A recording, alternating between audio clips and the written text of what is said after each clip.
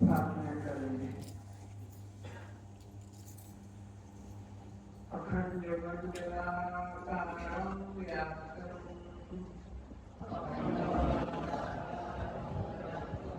येन सचराचरं तत्पदं दर्शितं येन तस्मै श्री गुरुवे नमः। नित्यो नित्यानां चेतनां चेतनानां एको गुणां यो विदधाति कामान् समस्तं येन पश्यन्ति धीरा तेषां शान्ति शाश्वती एकं नित्यं विमलम् अचलं सर्वधी साक्षिभूतं भावतीतं योगरहितं सद्गुरुं नमामि। जगन्नाथ श्री जगन्नाथ सद्गुरु श्री जगद्गुरु परात्मा सर्वभूतात्मा तस्मै श्री गुरुवे नमः। अज्ञानतिमिरान्धस्य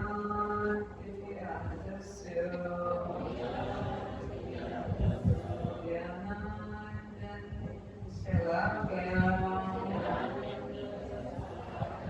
चक्षुरुन्मीलितं येन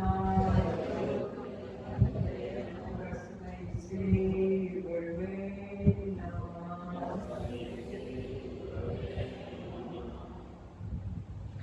गुरुर्ब्रह्मा गुरुर्विष्णु गुरुर्देवो महेश्वरः गुरु साक्षात् ब्रह्म तस्मै श्री गुरुवे नमः। ज्ञानपूर्णं गुरुमूर्ति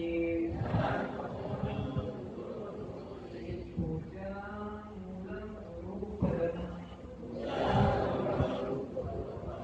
मन्त्रमूलं गुरुवाक्यं मोक्षमूलं गुरुकृपा।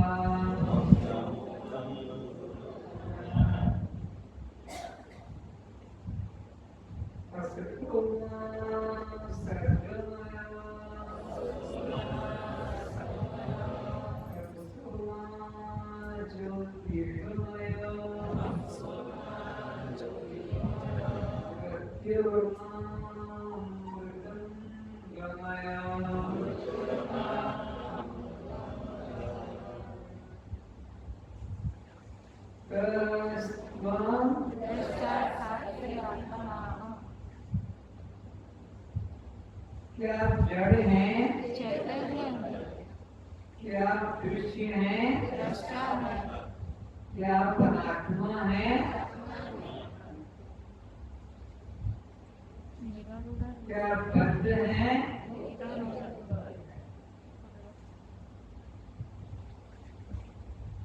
तो जन्म मरण किसको होता है? ये नाम लोग किसके होते हैं? ये जाति बंधु किसके होते हैं?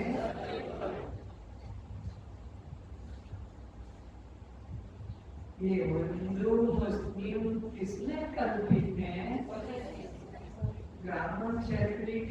कल्पित हैं सब शरीर के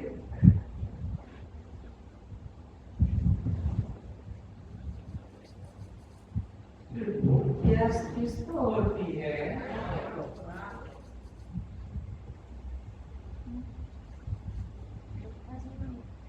अन्न जल किसका भोजन है?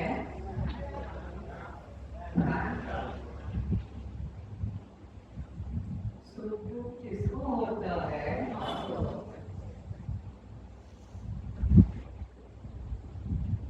बद्धमोक्ष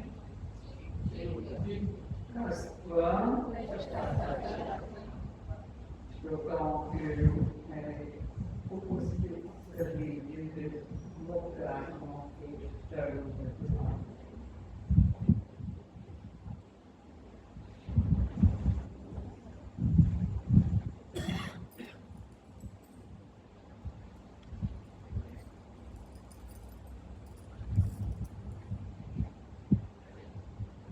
पांच महाभूतों के नाम बताएं।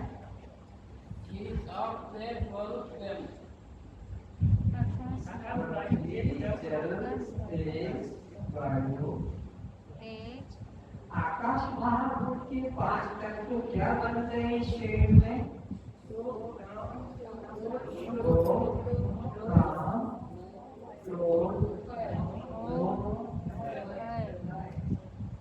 वायु महाभूत के शरीर में पांच तत्व क्या बनते हैं?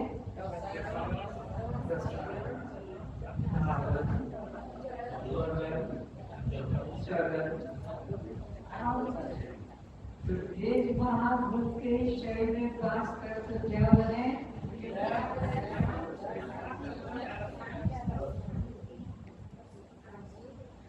जल महाभूत के पांच तत्व क्या है?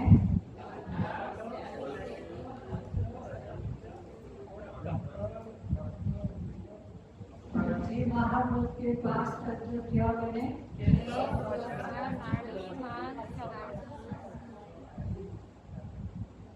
इन 25 तत्वों का और आपका क्या संबंध है?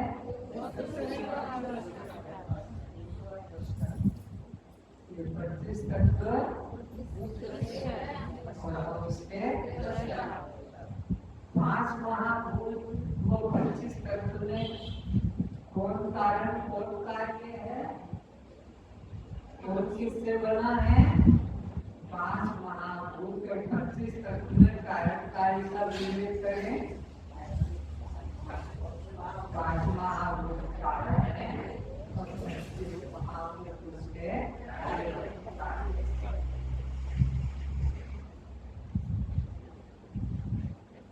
रजवीर में और शरीर में कौन कारण कार्य है? रजवीर से संतान शरीर बनता है तो रजवीर कारण है। कारण के बिना कार्य कभी बनता नहीं। रजवीर कारण है और शरीर उसका कार्य है।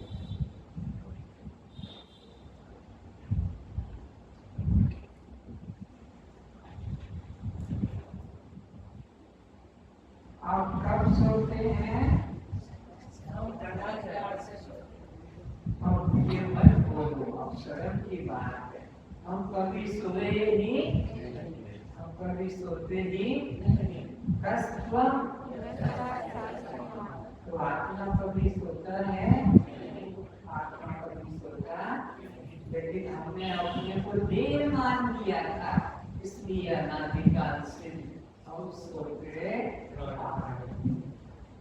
आत्मा कभी सोता नहीं। तो आप कब जागोगे? हम कभी सोए ही नहीं, हम सदा से आत्मा। कब तक हम सोए थे? जब तक हम अपने को, और कब से हम अपने को आत्मा मानने लगे? जब से हमने देह मानना अपने को छोड़ दिया। जब से देह मानना छोड़ दिया तब से हम सब लोग अपने को जागृत मानते।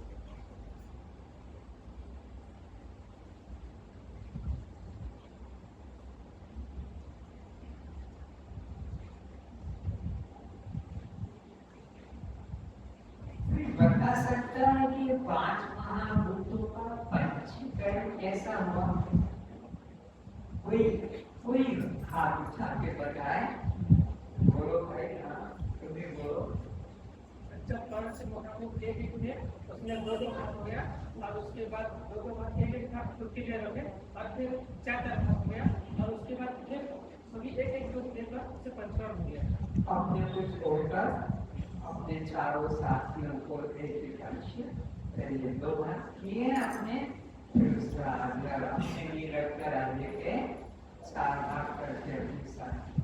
इस तरह से 5 महाभूतों का पंचीकरण हुआ। ये सबको जानना जरूरी नहीं है, फिर भी पंचीकरण क्या है तो ये बात मालूम पड़ जाती है। 5 भूतों का परस्पर मिलन को पंचीकरण। ये पंचीकरण वाला शरीर कितने से अभिमान वाला है और कौन सी इसमें अभिमान जुड़े हैं? पहला नंबर 1 नाम, दूसरा रूप, तीसरा जाति और फिर इसके आगे और आगे और इस तरह से 7 अहंकार कार्य केंद्र घर। इन 7 में से आप कौन से हैं भाई?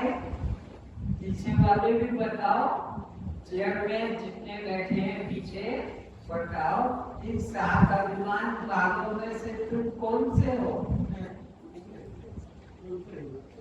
कोई भी मेरा इसमें न नाम मेरा, न रूप मेरा, न जाति मेरी, न संबंध मेरे, न आश्रम मेरा, न परिणाम मेरा और न इसमें जन्म मरण मेरा। तो फिर आप क्या है? आप कौन है? दृष्टा साक्षी।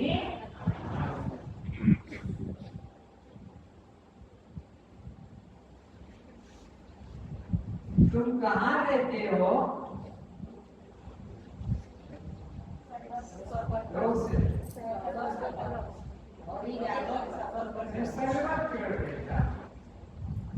मेरा कोई एक निश्चित मकान, घर, गांव, जिला, प्रांत, देश नहीं। अखंड किसको कहते हैं? सब देश, सरकार, सब रूप में जो सत्ता विद्यमान है उसे अखंड क्या कहते हैं? तो सत्य से कहते हैं जिसका कभी नाश न हो उसे सत्य। तुम्हें कौन हो? सत्य आत्मा। कौन हो?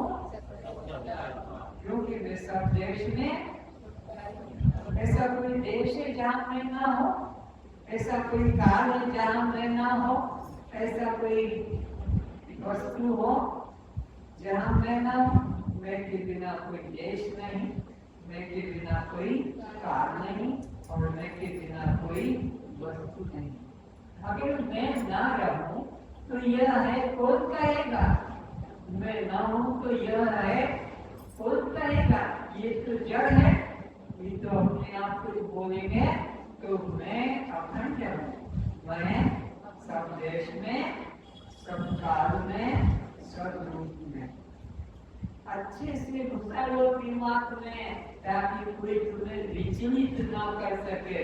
क्योंकि एक से एक बड़े विद्वान है, एक से एक बड़े ज्ञानी, लेक्चरर, उपदेशक, महात्मा है, वो आपकी बुद्धि को विचलित भी कर सकते हैं। तो आपको निश्चित करना। तो आप जड़ हैं, अनात्मा है, शव है, प्रकाश है, बद्ध है, अनात्मा है। आप जड़ क्यों नहीं है?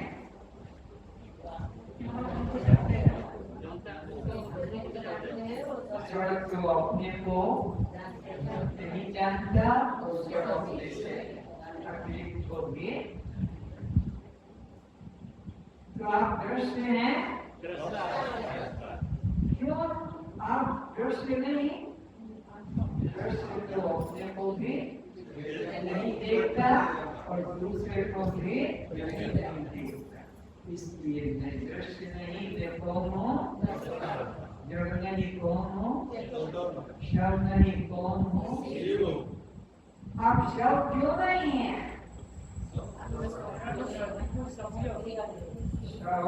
ये जीव होता है, प्राण होता है और निष्क्रिय होता है। ईश्वर के 3 लक्षण है, निर्जीव, निष्क्रांत और निष्क्रिय। मैं शव नहीं, क्यों शिव हूँ? सजीव हूँ, सब प्राण भी हूँ और सक्रिय भी। मैं सजीव हूँ, सब प्राण हूँ, सक्रिय हूँ, इसलिए मैं शिव हूँ। तुम आत्मा हो कि अनात्मा हो? अनात्मा हो। तुम अनात्मा क्यों नहीं? अनात्मा तो कटने से कट जाता है, जलाने से, बिगाड़ने से, सुखाने से। तुम आत्मा क्यों हो?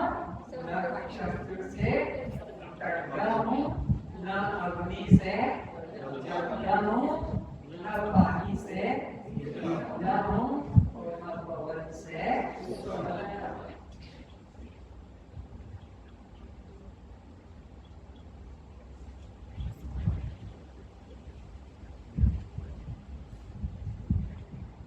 आपकी बर्थडे कब की है?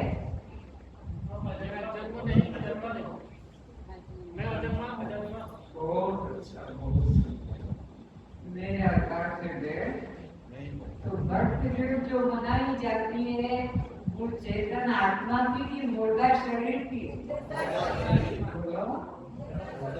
तो मुर्दा शरीर की आत्मा बर्थडे मनाओगे?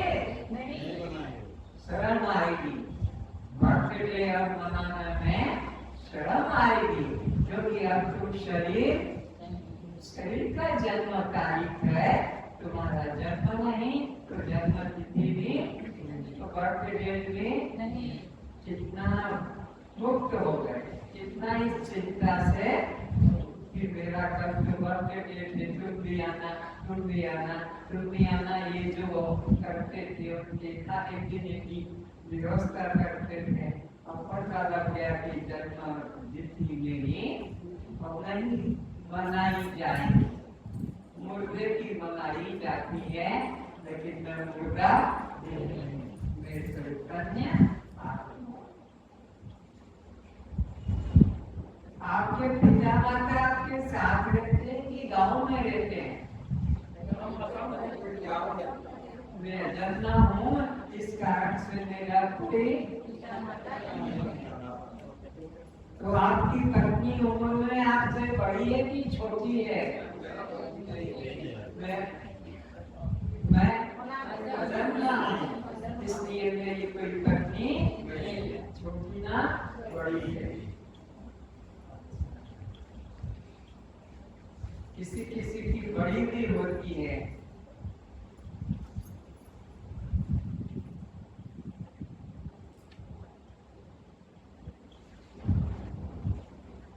तो आप हिंदू है कि मुस्लिम है?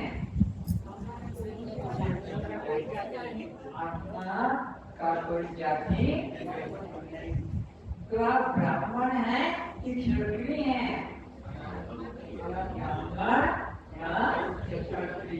ब्राह्मण क्षत्रिय इसमें कल्पित हुआ है शरीर, इसलिए जाति भी मेरी कल्पित, मैं जाति भी।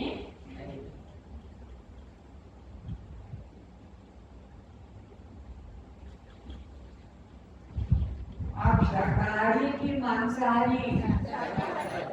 और हम शरीर नहीं है तो शाकाहारी भी और मांसाहारी भी। शाकाहारी मांसाहारी कौन था? तो अब तुम शरीर हो, न शाकाहारी न मांसाहारी। देह दृष्टि से तुम शाकाहारी हो, देह दृष्टि से, पर आत्मदृष्टि में कोई शाकाहारी कोई मांसाहारी छूट गई झंझट।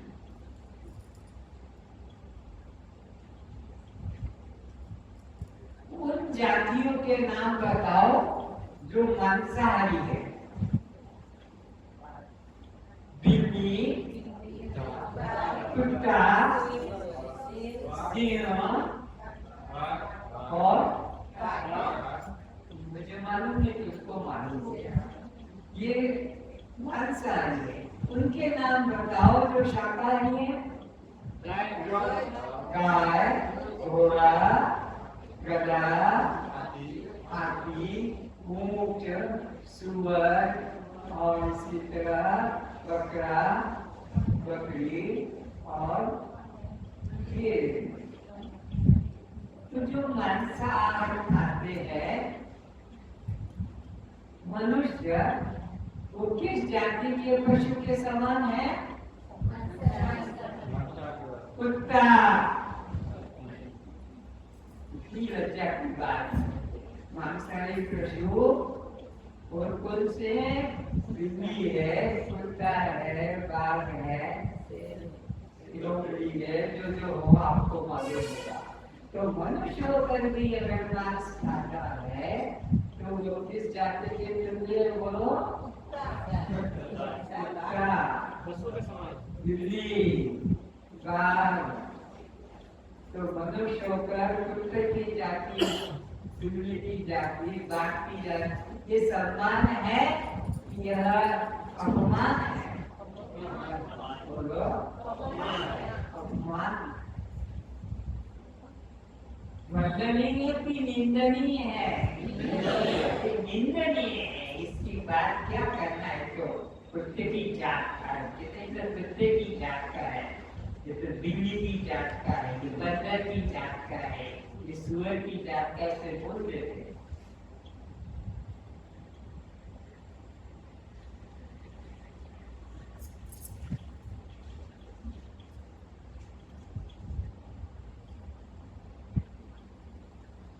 तो मिस्त्री को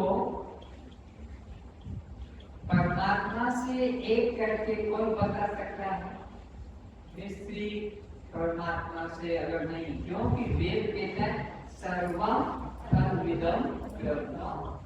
सिया राममय सर्वजन, जित देखो चित गोपियों के शब्दों में शाम।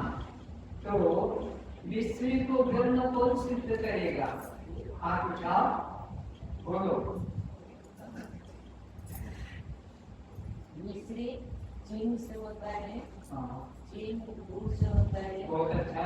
दूध आँखों से होता है, दूध रस से होता है, रस आँखों से होता है, आँखों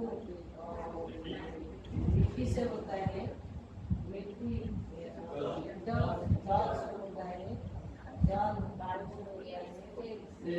से होता है, तेज से होता है, तेज वायु से होता है, वायु आकाश से होता है, आकाश, परमात्मा से होता है,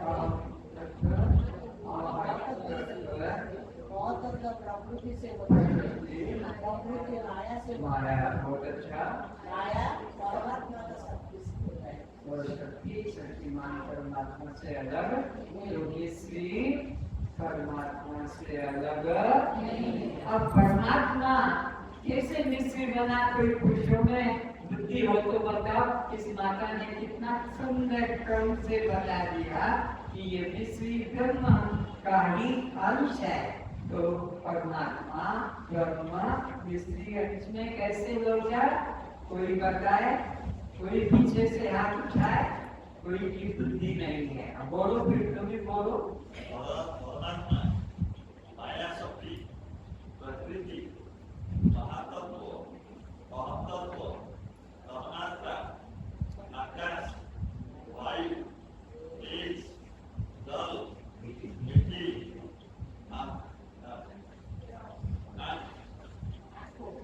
रस, दूध, तीन और धन्यवाद।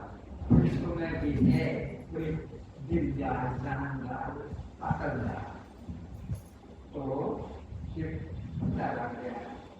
कोई चप्पल को ब्रह्म सिद्ध करके बताए?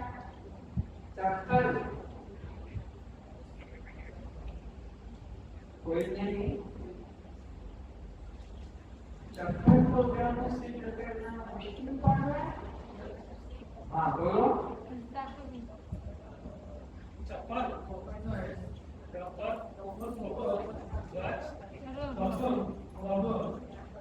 माटी जल सूर्य वायु आकाश परमात्मा अमृत महातत्व प्रकृति माया पुरातन शक्ति और परमात्मा चप्पल बना अनंत शक्ति माया प्रकृति महातत्व अहमतत्व परमात्मा आकाश वायु तेज जल माटी जल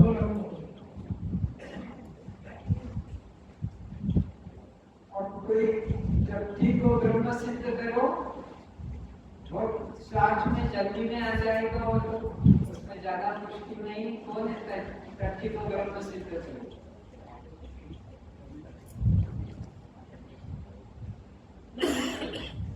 किसी की निकलती नहीं चट्टी।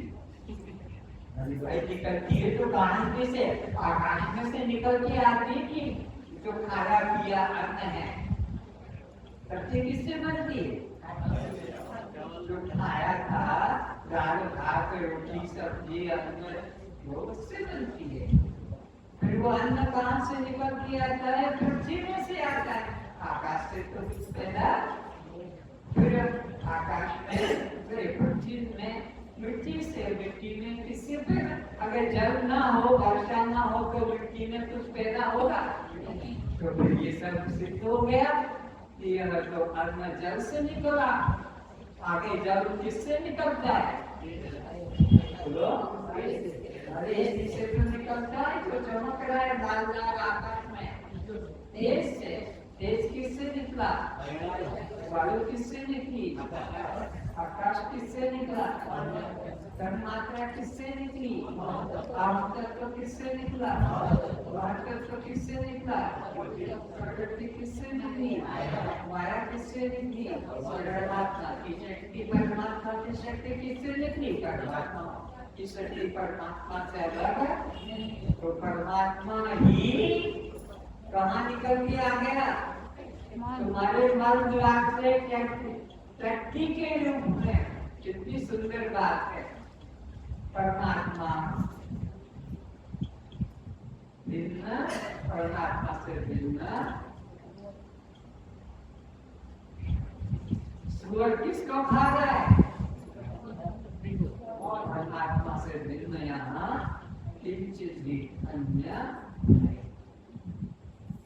अब कोई पत्नी को ब्रह्म सिद्ध कर सकता हो तो बताए। पत्नी तो उसको तो गाली देंगे, उसको तो मारेंगे, ठोकर देंगे, कूट देंगे। पत्नी को कोई पत्नी वाला नहीं है सब। तुम्हें पत्नी वाले बोलो फिर एक समझाओ।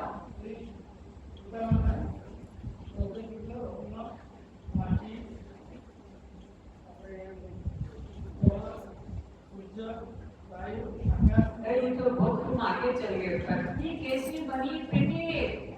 किसी माँ बाप की लड़की होगी ना तो वो लड़की कैसे बनी उसको बताओ। फिर उसके रजनीली से बनी। फिर वो रजनीली कैसे बना? वो जो अन्न खाया उससे बना। अन्न कैसे बना? फिर बड़ी क्यों बनेगा? फिर वहां तक पत्नी भी बोलो ब्रह्म परमात्मा है। सच बात है। उसको रोज नमस्कार करना, पैर छूना, नहीं तो पाप लग जाएगा। क्योंकि परमात्मा को पास रखकर भी परमात्मा का तुमने अपमान कर दिया, तिरस्कार कर दिया। इसलिए पत्नी को पैर छूना भी पाप नहीं, धर्म है। क्योंकि वो परमात्मा का रूप है। पुत्र भी परमात्मा है, पुत्री भी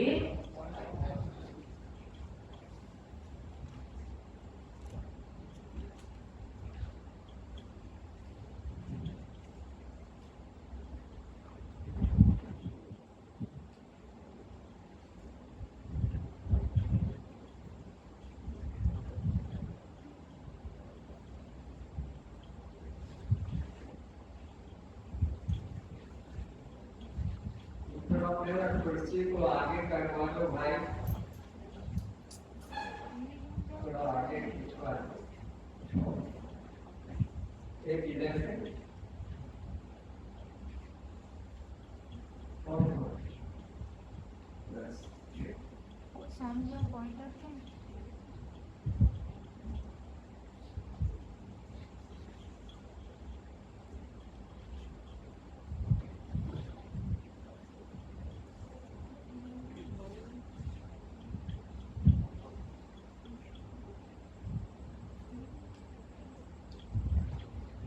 भगवान कहते हैं विमूढ़ा नानु पश्यन्ति पश्यन्ति ज्ञान चक्षुषः। इसका अर्थ कोई हिंदी में बता दे, देखो संस्कृत नहीं आती। विमूढ़ा नानु पश्यन्ति पश्यन्ति ज्ञान चक्षुषः। कोई महिलाओं में संस्कृत जानती हो तो बता दे। सरलार्थ 15 अध्याय के अंदर 10 श्लोक पढ़ के बता दो।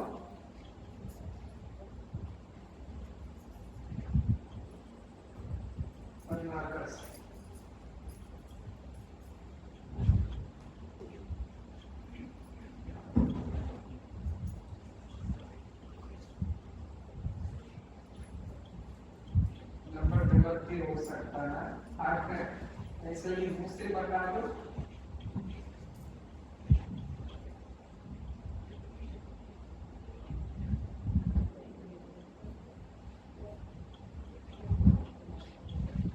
शरीर को छोड़कर जाते हुए अथवा शरीर में स्थित हुए को अथवा विषयों को भोगते हुए इस प्रकार तीनों गुणों से युक्त हुए भी अज्ञानी नहीं जानते, केवल ज्ञान रूप नेत्र वाले विकास विवेकशील ज्ञानी ही तत्व से जानते हैं।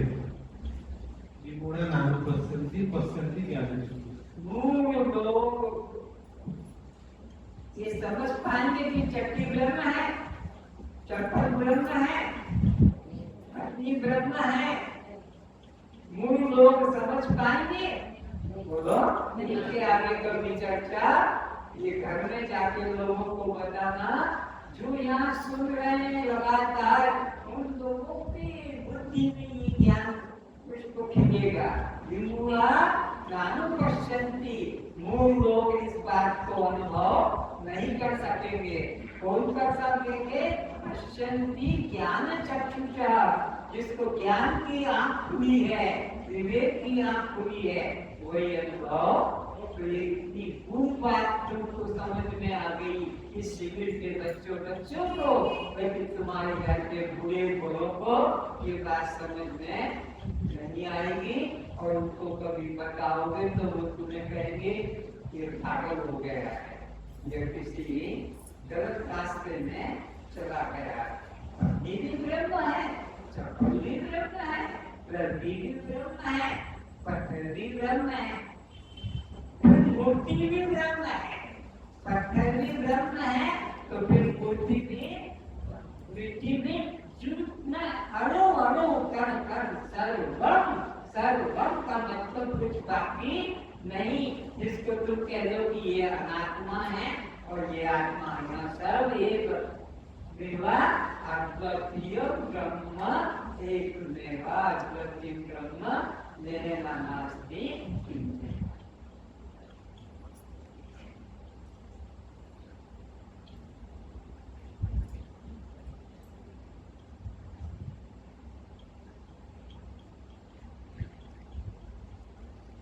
आप किराए के मकान में रहते हैं कि अपने मकान में रहते हैं? अरे देख लो, आत्मा हूँ, मेरा कोई रहने का मकान नहीं, न मकान अपना न किराए का। ये तो अभी व्यापक तो सर्वत्र समान हूँ। ये रहेगा या अपने मकान में वो रहेगा जो अपने को क्या जानेगा, ये मानेगा, शरीर मानेगा, वो रहेगा।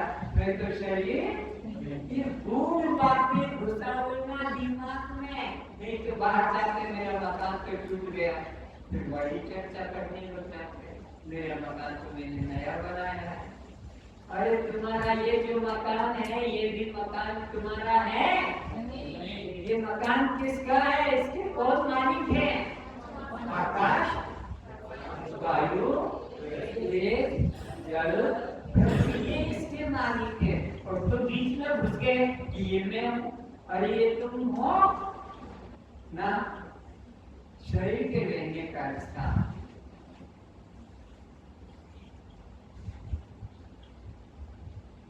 तो ये बताओ, तो मरकर नरक जाओगे कि स्वर्ग जाओगे? बोलो। नहीं जाओगे? मेरा जन्म और मेरी मृत्यु। तो जब जन्म मृत्यु नहीं तो मुझे को न स्वर्ग जाना है न नरक जाना है। तो आप स्वर्ग नरक जाएंगे कि आपका शरीर जाएगा? ना, आप भी नहीं जाएंगे, शरीर भी नहीं जाएगा। शरीर तो जलकर यहीं भस्म हो जाएगा। शरीर में तो नरक जाना भी नहीं और स्वर्ग जाना भी नहीं। तो शरीर मरकर कहाँ जाएगा?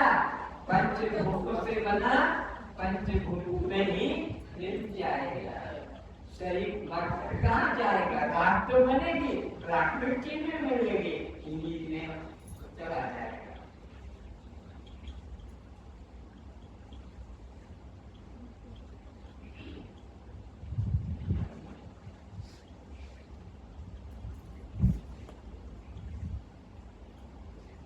देह त्याग हो जाने पर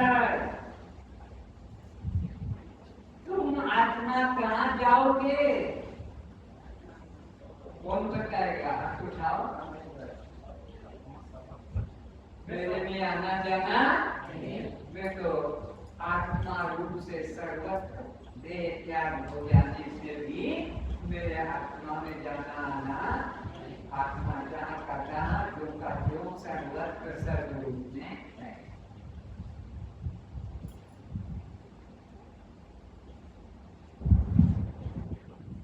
तो आप कहाँ रहते हैं?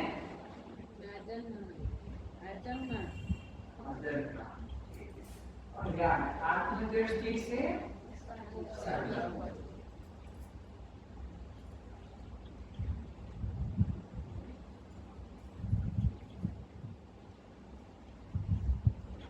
आपके कितने संबंधी आपके साथ में आते हैं सत्संग में? आपके कितने संबंधी आपके साथ सत्संग में आते हैं? मेरा कोई संबंधी नहीं। आना जाना मेरा धर्म। संबंधी किसके हैं? आना जाना किसका है? अलग हो जाओ, कपड़े खोल कर फेंक दो। तुम दिगंबर आत्मा हो, निस्वस्त्र आत्मा। आत्मा का कोई अंदर कपड़ा शरीर, कोई संबंध नहीं।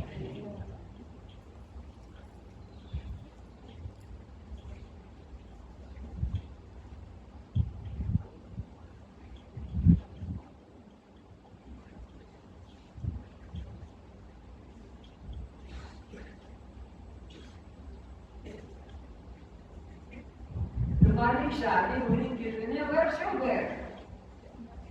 अभी नहीं हुई? तो जवाब दो जोर से। मेरा शरीर नहीं तो मेरी कोई शादी, जो शादी नहीं हो तो अभी मेरी शादी नहीं, अभी मैं लड़की नहीं, मैं लड़की नहीं, लड़का नहीं, मेरे अजन्मा।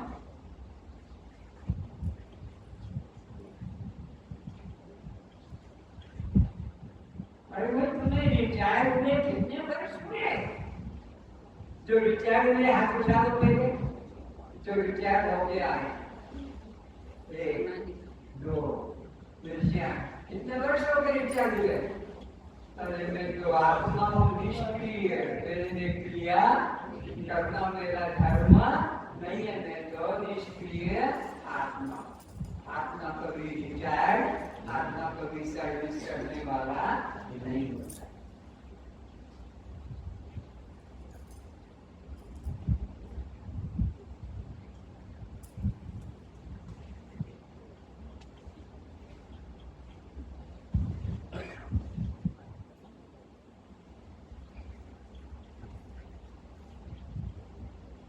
आप कौन है?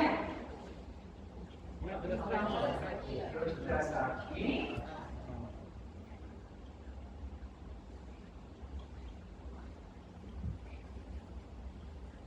स्वर्ण से अलंकार कितनी दूर रहते हैं? सोने से अलंकार। मिट्टी से घड़ा कितनी दूर रहता है? लकड़ी से फर्नीचर कितने दूर रहते हैं?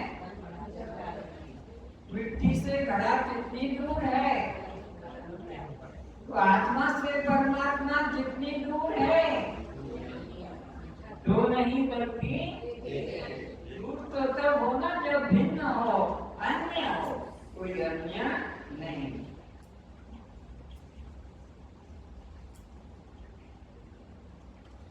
जल से बर्फ कितनी दूर है? एक है।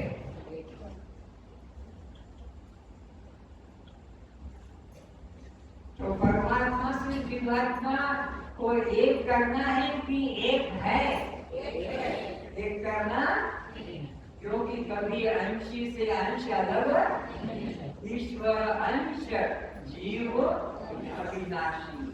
तो जीव को परमात्मा से मिलाना होगा कि एक है, पहले से ही मिले हुए। ये जानना है कि एक करना है? जानना है हमको कि जीव और परमात्मा अलग अलग एक है, ये जानना है कि एक करना है? जानना।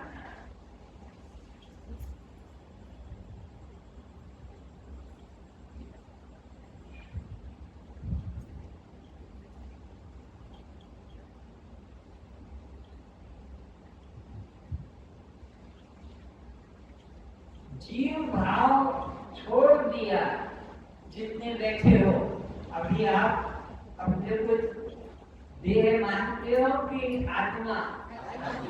तो देह मानना छोड़ दिया तो आपको आत्मा से कब मिलन होगा? देह भाव छोड़ दिया तो आत्मा ही है। मिलन तो तब होता जब उससे हम, अब तो आत्मा पहले से ही थे, पर इस देह को हमने अपना भूल से मान लिया था। तो देह भाव छोड़ना है कि आत्मा से मिलना है? देह भाव छूट गया तो आत्मा ही है। आत्मा कहीं अलग थोड़ी है जिससे जाके मिलेंगे। तो साधन मुख्य किस बात का करना है? देह भाव छोड़ने का कि आत्मा परमात्मा से मिलने का? बद्ध भाव से छूटना है कि मुक्ति पाना है? मुक्ति तो हम पहले से ही है। मुक्ति के लिए कोई साधन नहीं करना पड़ता है। हम तो पहले से ही मुक्त हैं, लेकिन ये देह को मैं मानने से बने हुए हम अपने को मान रहे थे।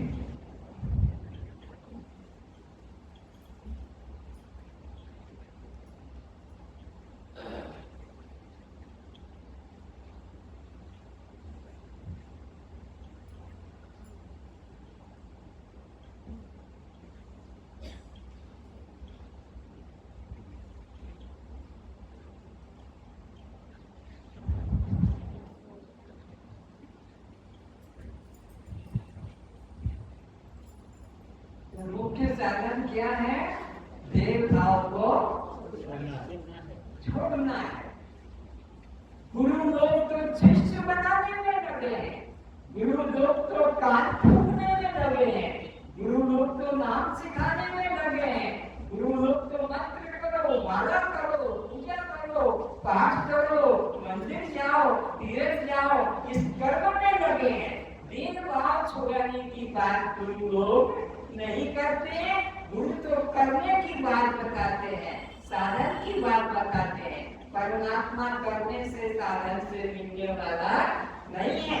परमात्मा तो नित्य स्वरूप है हमारा। तो करने से जो मिलेगा वो अनित्य संसार होगा कि परमात्मा होगा? करने से खेती करो, नौकरी करो, व्यापार करो, पूजा करो, करने के नाम पर जो मिलेगा सब नाशवान होगा।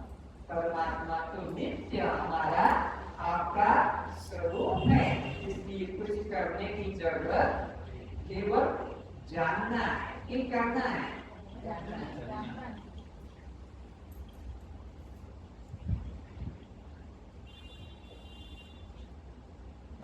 तो फिर जब तक शरीर रहेगा, ध्यान से सुनो, जब तक शरीर रहेगा जीवन निर्वाह का काम भी करना होगा, तब तुम अपने को कहाँ खड़ा करोगे? जब तक जीवन है तब तक शरीर है, तब तक खेती नौकरी व्यापार लेना देना खरीदना बनाना ये सब तो होगा जीवन निर्वाह के लिए। तब तुम अपने को कहाँ देखोगे? दृष्टा, बस मैं दृष्टा ही रहूंगा। आँख से कर्म होगा, पैर से यात्रा होगी, आंखों से रूप दर्शन होंगे, वाणी से विचार प्रकट होंगे और सब। मैं क्या रहूंगा? साक्षी। मैं किसी कर्म के साथ जुड़ूंगा, मैं कर्म में घुसूंगा। पर धर्म क्या है? देह इंद्रिय के कर्मों को अपना मानना। इसको भगवान कृष्ण ने गीता के 30वें अध्याय में कहा है, अर्जुन पर धर्मो भयावह। जब तक देह इंद्रिय के कर्म को मैंने देखा, धर्म किसका था? आपका। मैंने सुना, धर्म किसका था? मैंने बोला, धर्म किसका? वाणी का। मैंने सुना, धर्म किसका? प्रियकर के धर्म को अपना मानना, पर धर्मो भयावह। यही 84 लाख का चक्कर में तुमको डालता है।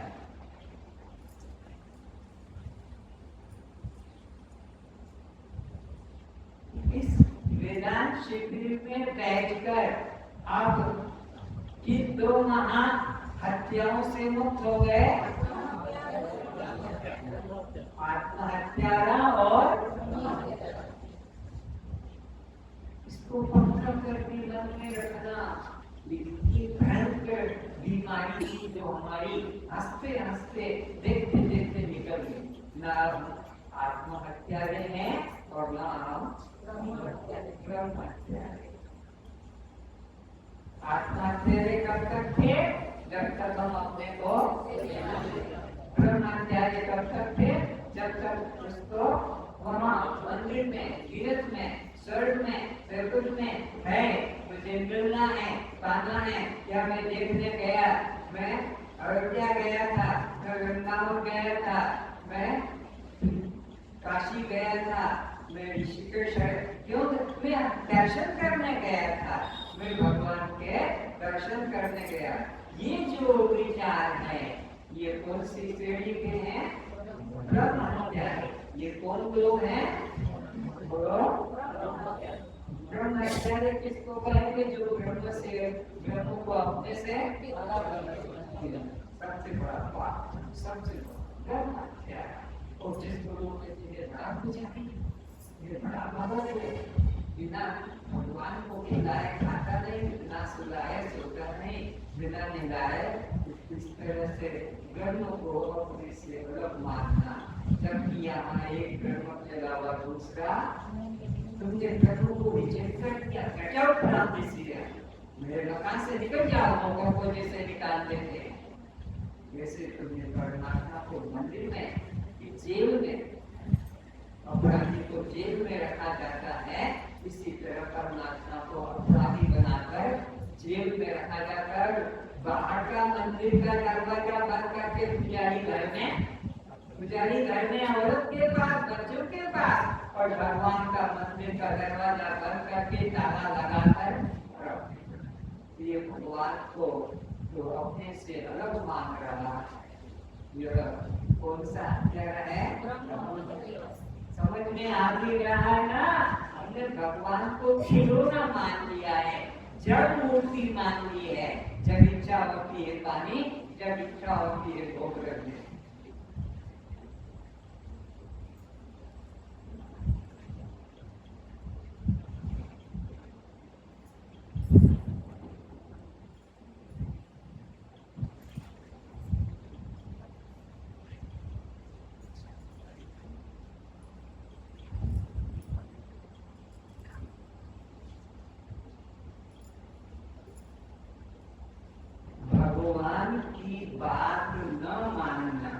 गीता है भगवान, तो भगवान तो यहाँ बोलने आएंगे नहीं, उन्होंने गीता में खोल के रख दिया। तो भगवान की बात न मानने वाले व्यक्ति को भगवान ने क्या श्राप दिया? आत्महत्या, तेरा नाश हो जाएगा।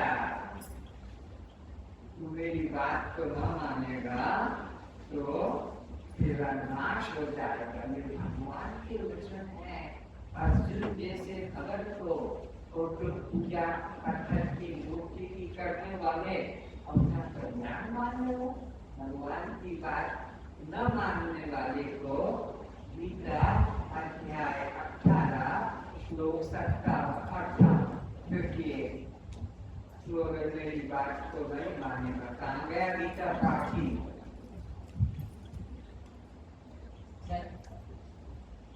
कौन है आपका?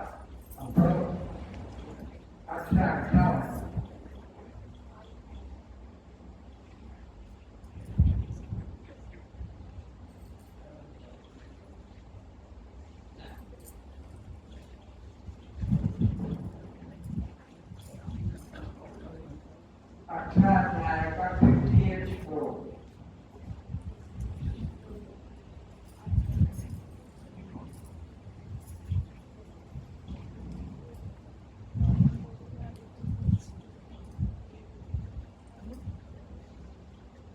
सीता कहा, अगर तू मेरी बात नहीं मानेगा तो तेरा नाश हो जाएगा। और पिता का श्राप दिया।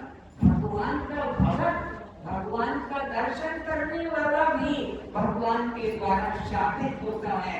और क्या तेरा नाश हो जाएगा।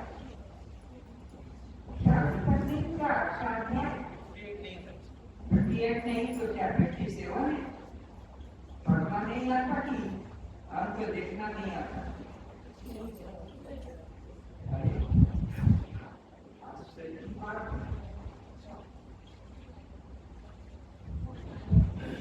नहीं मिला कौन सा श्लोक? अरे बोलना कैसे आ गया? 48 कौन बोला? 58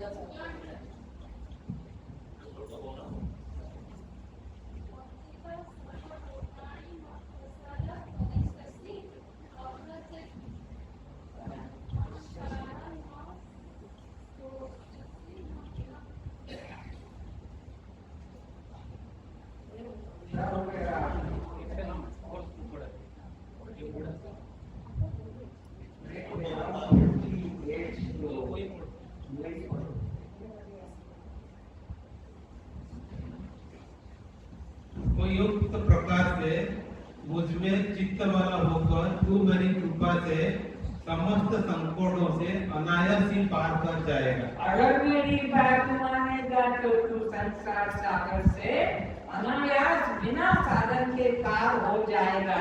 पहले तो ये कहा, अगर मेरी बात मानेगा, और अगर तू मेरी बात जिद करके नहीं मानेगा, नहीं मैं तो मंदिर जाऊंगा, मैं तो पूजा करूंगा, मैं तो पाठ करूंगा, मैं तो यज्ञ करूंगा, मैं तो ध्यान करूंगा, मैं तो साधन करूंगा, अगर तू ऐसा करेगा तो फिर सावधान होकर सुन। और यदि अहंकार के कारण मेरे वचनों को न सुनेगा तो नष्ट हो जाएगा, अर्थात परमार्थ से भ्रष्ट हो जाएगा।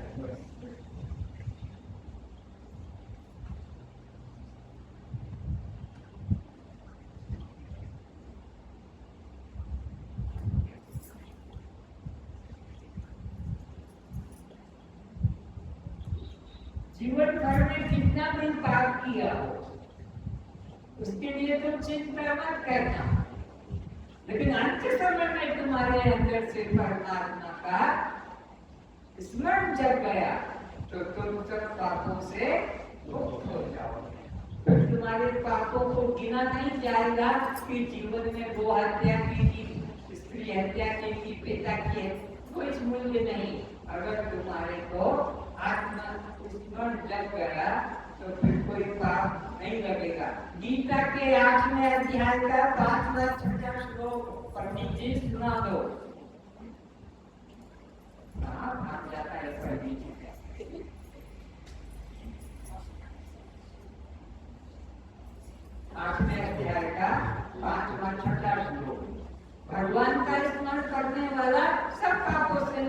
जाएगा। और नहीं तो फिर यह जैसा विचार करके प्राण छोड़ेगा वैसा ही कुत्ता बुद्धि पक्षी बनेगा।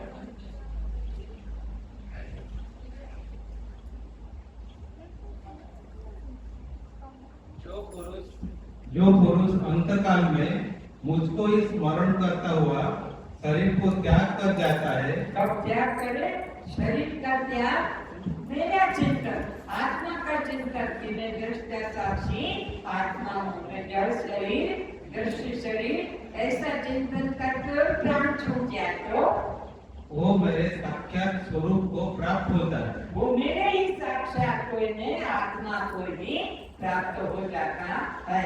यह चिंतन करने वाले का। अब आगे कहते हैं 6वें श्लोक में, हे कुंती पुत्र अर्जुन, यह मनुष्य अंतकाल में जिस भी भाव को स्मरण करता हुआ शरीर का त्याग करता है उसको ही प्राप्त होता है, क्योंकि वह सदा उसी भाव से भावित रहता है। आप 16 श्लोक में पढ़ो कि वो कहाँ जाएगा? वो मेरे परम धाम को पा जाएगा। जो मरते समय आत्मा का चिंतन करेगा वो मेरे परम धाम को भगवत स्वरूप को पाएगा। उसको संसार में वो जन्म 84 लाख में चढ़कर काटना नहीं पड़ेगा। हे अर्जुन, ब्रह्मलोक पर्यंत सब लोग पुनरावर्ती है, परंतु हे कुंती पुत्र, मुझको प्राप्त होकर पुनर्जन्म नहीं होता है, क्योंकि मैं कालातीत हूँ और ये सब ब्रह्मादि के लोग काल के द्वारा सीमित होने से अनित्य है। धन्यवाद।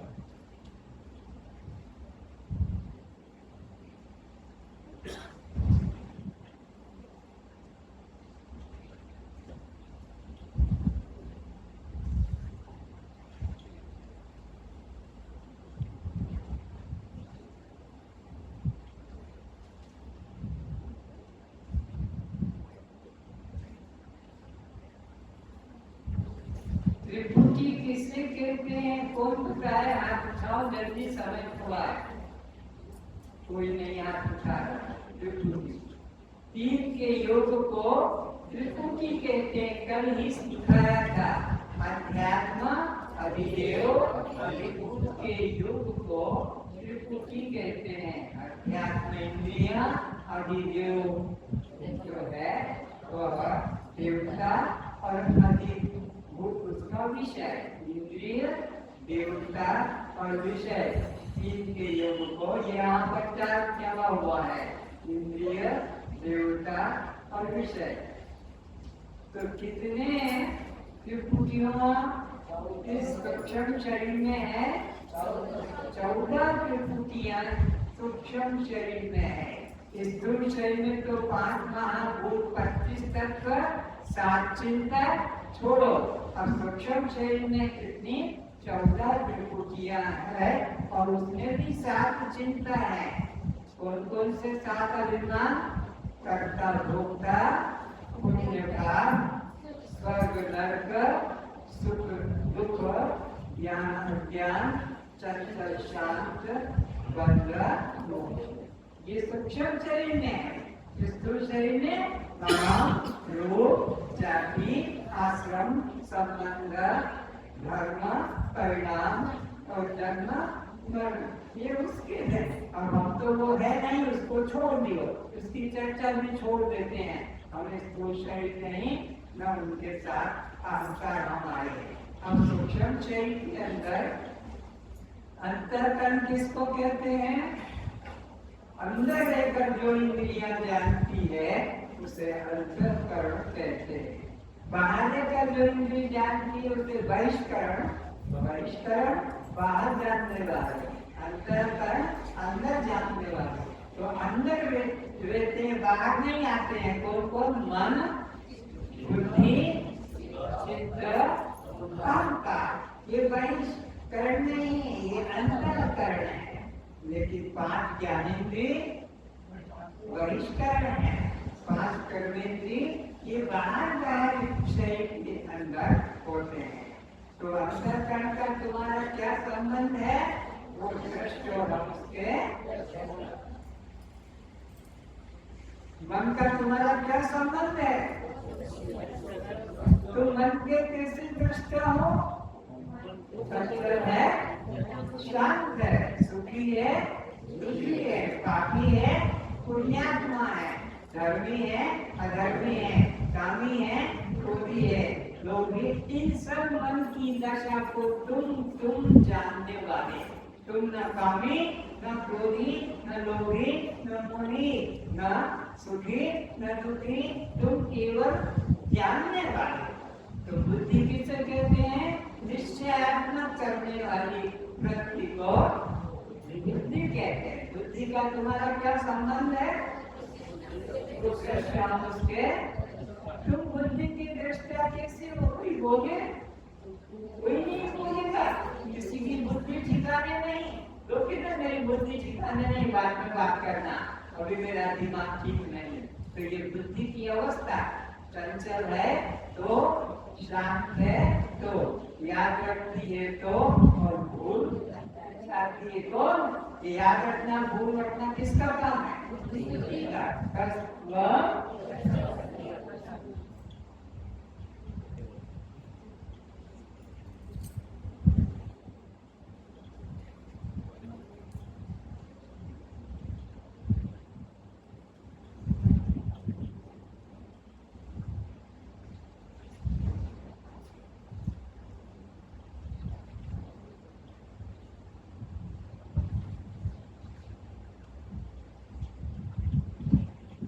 तत्वमसि का अर्थ कोई बताए?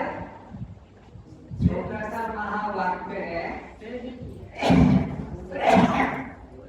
तत्वमसि का मतलब होता है वह तत्वम असि। वह जिसको जंगलों में, तीर्थों में, स्वर्ग में, वैकुंठ में, ध्यान में, पूजा में, जिसको तू परमात्मा मान के ढूंढ रहा था, वह भी गुरु शिष्य को आदेश करता है, वह तू है। यह तू कौन? यह स्थूल शरीर भी तू नहीं, सूक्ष्म शरीर भी तू नहीं, कारण शरीर भी नहीं, जागृत अवस्था भी तू नहीं, स्वप्न अवस्था भी तू नहीं, सुषुप्ति अवस्था भी तू नहीं। तू तो इन सबको जानने वाला चेतन आत्मा। तत्वमसि का मतलब तू सबको जानने वाला है। You are only knower, not doer. तुम करने वाले नहीं हो, तुम देखने वाले हो, तुम जानने वाले हो। तुम करने वाले 5 कर्मेंद्रियां हैं, 5 ज्ञानेंद्रियां हैं, अंतःकरण चतुष्ट है। तुम इन 14 से अलग, 14 से दृष्टा हो।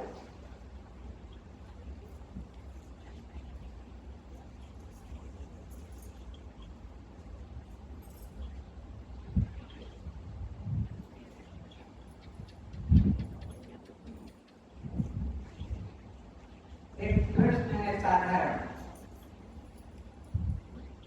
तुम लोग आटा बाजार से लाते हो, बेसन बाजार से लाते हो, सूजी बाहर से लाते हो, तो सबसे पहले उसको चावली में रखकर छानते क्यों?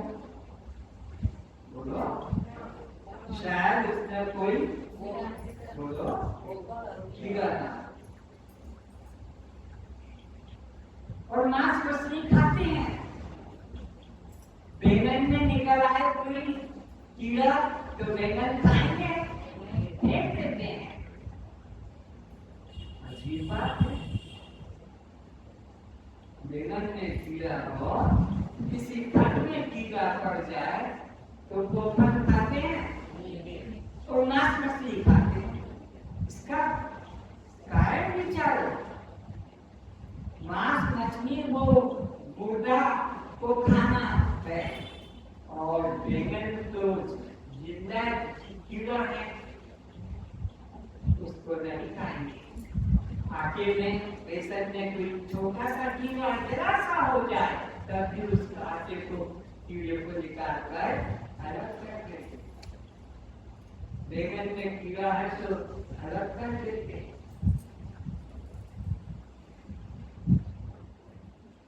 तो दो तरह के चेतन है, एक सामान्य चेतन और एक विशेष चेतन।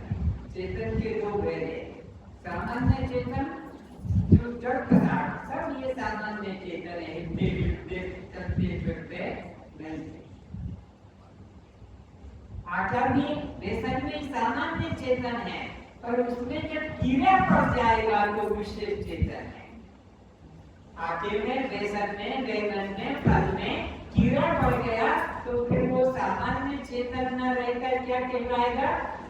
विशेष चेतन। वैसे सारे पदार्थ, जड़ पदार्थ सामान्य चेतन है। लकड़ी, पत्थर, मिट्टी जो कुछ भी है सब सामान्य चेतन है, पर जब उसमें कीड़ा पड़ जाता है तो उसको विशेष चैतन्य कहते हैं।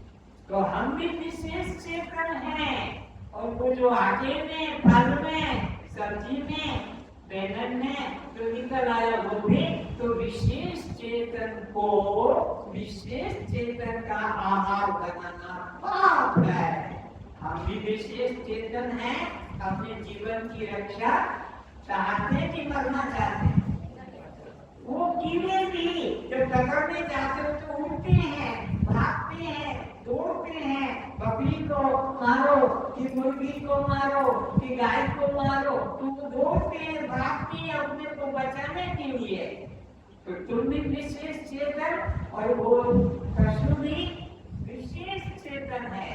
तो विशेष चेतन को विशेष चेतन का आहार बनाना महापाप है। कभी मत खाना, खाते हो तो छोड़ देना। अब इस बात में तो कोई खाएगा नहीं, कभी उधर देखेगा भी नहीं, घर छोड़कर चला जाएगा या अपना खाना पीना अलग बनाएगा। और मांसाहारी कुत्तों के साथ, मांसाहारी जो है वह बिल्लियों के साथ, मांसाहारी बाघ के साथ अपना आहार नहीं करेगा।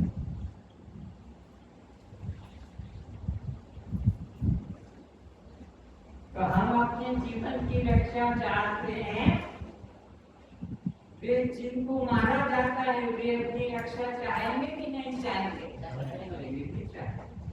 तो जैसे जीवन रक्षा चाहते हो ऐसे किसी के जीवन की हत्या कभी मत करना।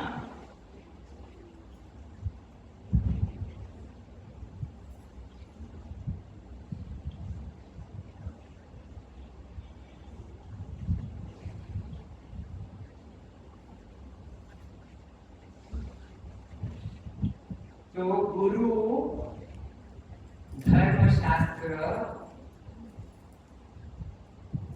आपको शुद्ध आहार करने को कहते हैं कि अशुद्ध आहार करने को?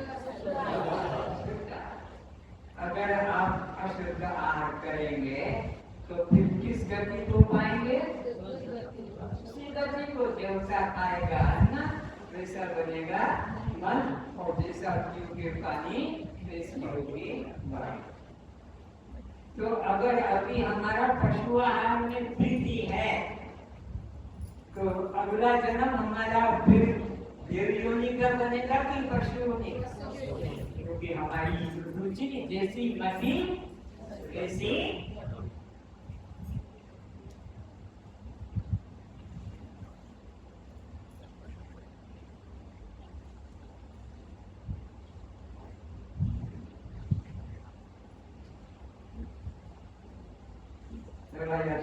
तो दे दो।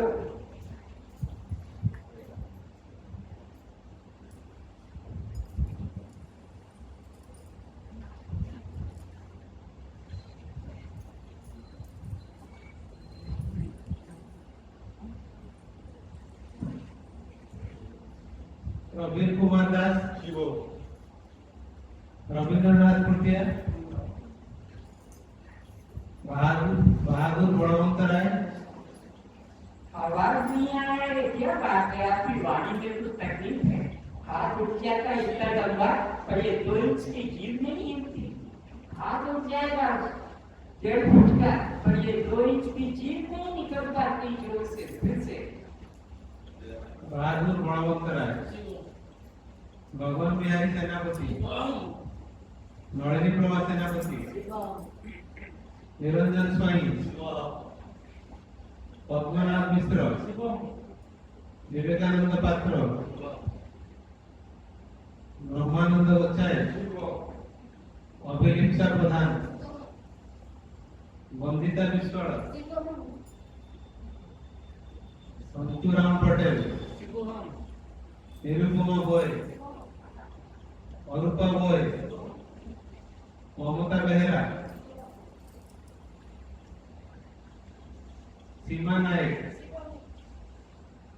भरत ठाकुर, प्रमिला स्वाई, संतोष कुमार प्रधान, ओम प्रकाश प्रधान, पूर्णिमा जेना,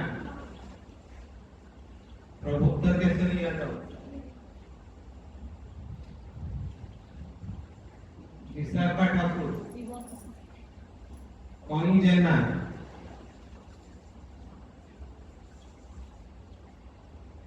गीता रानी साहू,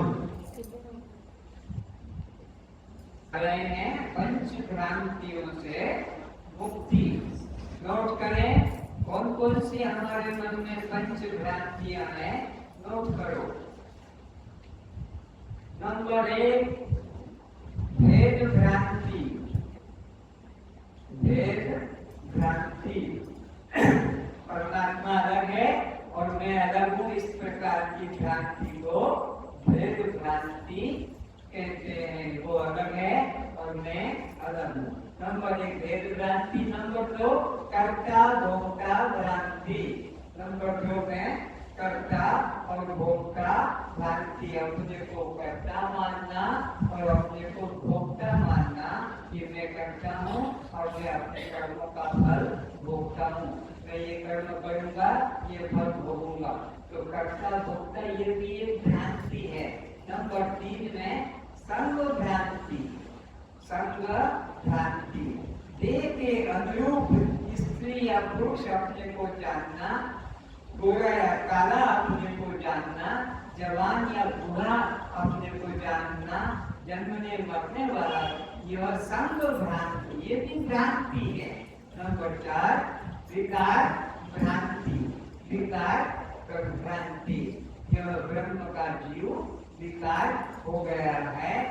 ब्रह्म अलग है, जीव विकार उसका अलग है, विकार भ्रांति है। और नंबर 5 में ब्रह्म से पृथक यह संपूर्ण जगत भिन्न है। ब्रह्म से पृथक यह संपूर्ण जगत भिन्न है। इन 5 भ्रांतियों को अच्छे से लिख लेना, मैं फिर से बोलूंगा ताकि, क्योंकि ये मुख्य विषय है। सब सारा संसार भ्रांति में फंसा है। तो ये 5 भ्रांति में पहला भ्रांति है, बोलो कौन सी भ्रांति है? भेद भ्रांति। वो अलग है परमात्मा और मैं अलग हूँ, ये भेद भ्रांति है।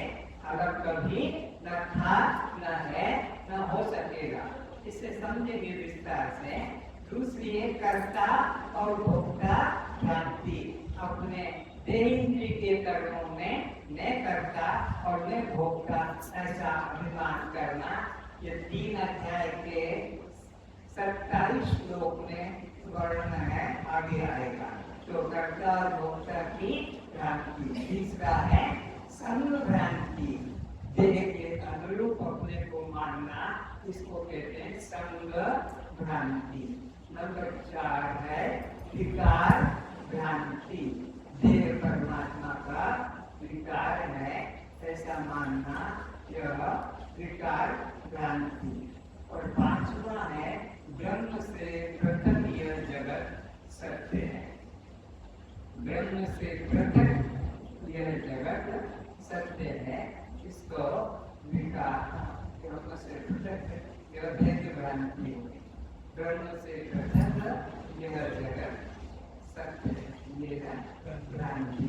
ये 5 रूप हो गए। 1 नंबर भेद भ्रांति, दूसरा नंबर कर्ता भोक्ता भ्रांति, तीसरा संग भ्रांति, चौथा विकार भ्रांति और 5वां ब्रह्म से पृथक जगत सत्य। अब एक एक को समझेंगे। तो नंबर 1 में है भेद भ्रांति। भेद देखना ही महापाप। द्वितीया द्वयम भयम भवति। वेद ने श्राप दे दिया, जो परमात्मा को, जगत को, क्या परमात्मा और अपने को अलग मानेगा, मृत्यु से मृत्यु ऐसा शाप दिया, वो बार बार मरेगा। मृत्यु से मृत्यु आत्मति भगवत मृत्यु से मृत्यु आत्मति यह निर्नान्य पश्यति, जो परमात्मा से अपने को अलग मानेगा, जानेगा, वो मृत्यु से मृत्यु को बार बार मरेगा, बार बार जन्मेगा। तो भेद भ्रांति को मन से निकाल दो, परमात्मा और उनमें भेद नहीं है। जैसे कि देखोगे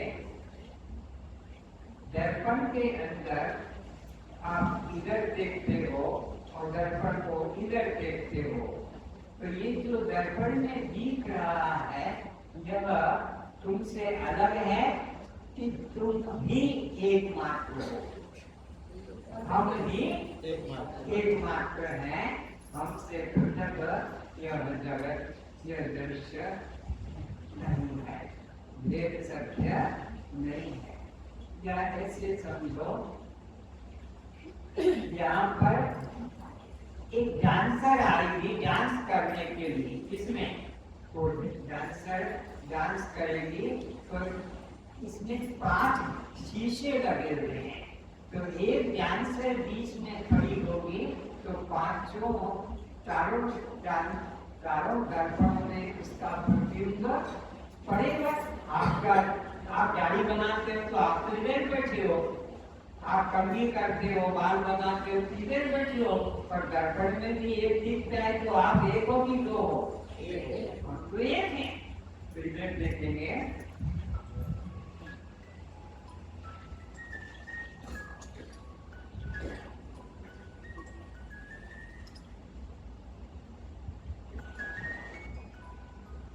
ये डांसर है,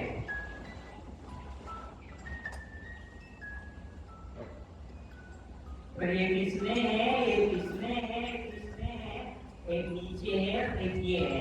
तो 4 दर्पण में 4 प्रतिबिंब है और एक है। तो कितने हैं ये? 1 की 5 है, लेकिन 5 करते एक वो डांसर छोड़ देते हैं इसके साथ में। तो अब ये स्टेज पे कितने हैं? 2 हैं, लेकिन 2 इसमें, 2 इसमें, 2 इसमें, 2 दर्पण के ऊपर, दर्पण के नीचे भी। तो 10 सकते हैं कि 2 सकते हैं?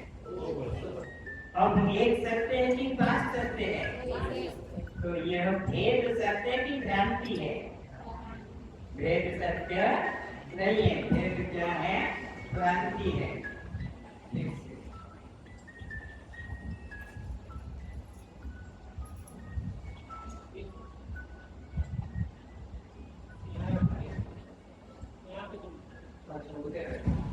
तो इधर देखेंगे, ये एक दर्पण है,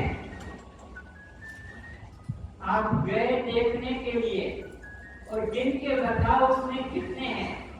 कौन गिनेगा? तुम गिनोगे, जल्दी उठो, गिन के बताओ कितने हैं?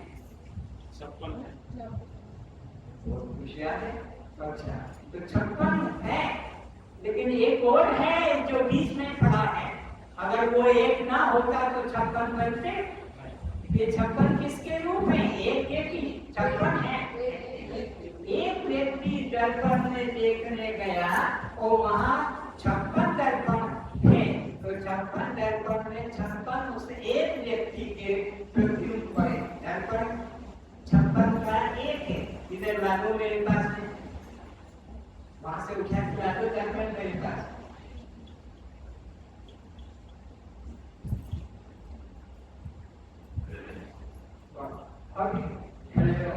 ये अगर सम्मुख न खड़ा होता तो इन 56 दर्पणों में ये दिखता। तो ये 56 सत्य कि एक सत्य? तो ये 57 दिख रहे हैं। एक व्यक्ति 57 बन जाता है। 57 सत्य, 57 तो नहीं, एक ही सत्य है। तो एक ब्रह्म सत्य है और ये सारा विश्व सत्य। सारा विश्व में कौन प्रतिबिंब हो रहा है? सारे दर्पण में एक व्यक्ति प्रतिबिंबित होता है। इसी तरह सारे संसार में एक परमात्मा, एक एक परमात्मा ही प्रतिबिंबित हो रहा है। भेद सत्य नहीं, भेद भ्रांति हो बातें रे।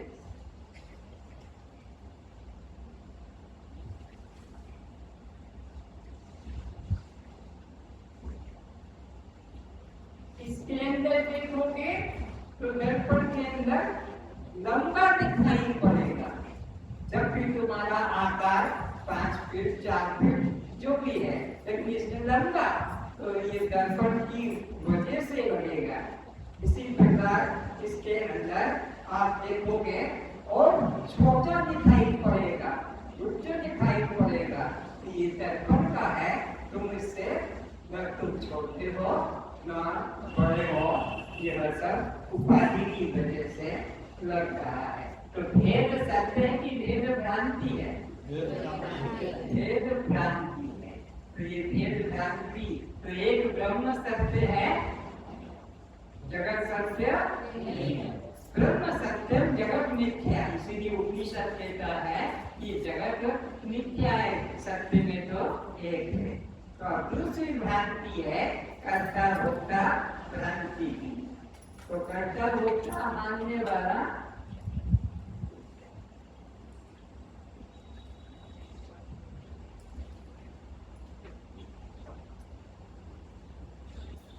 यहाँ पर अभी तुम्हारे सामने ये एक रेखा है, यह घूमेगा।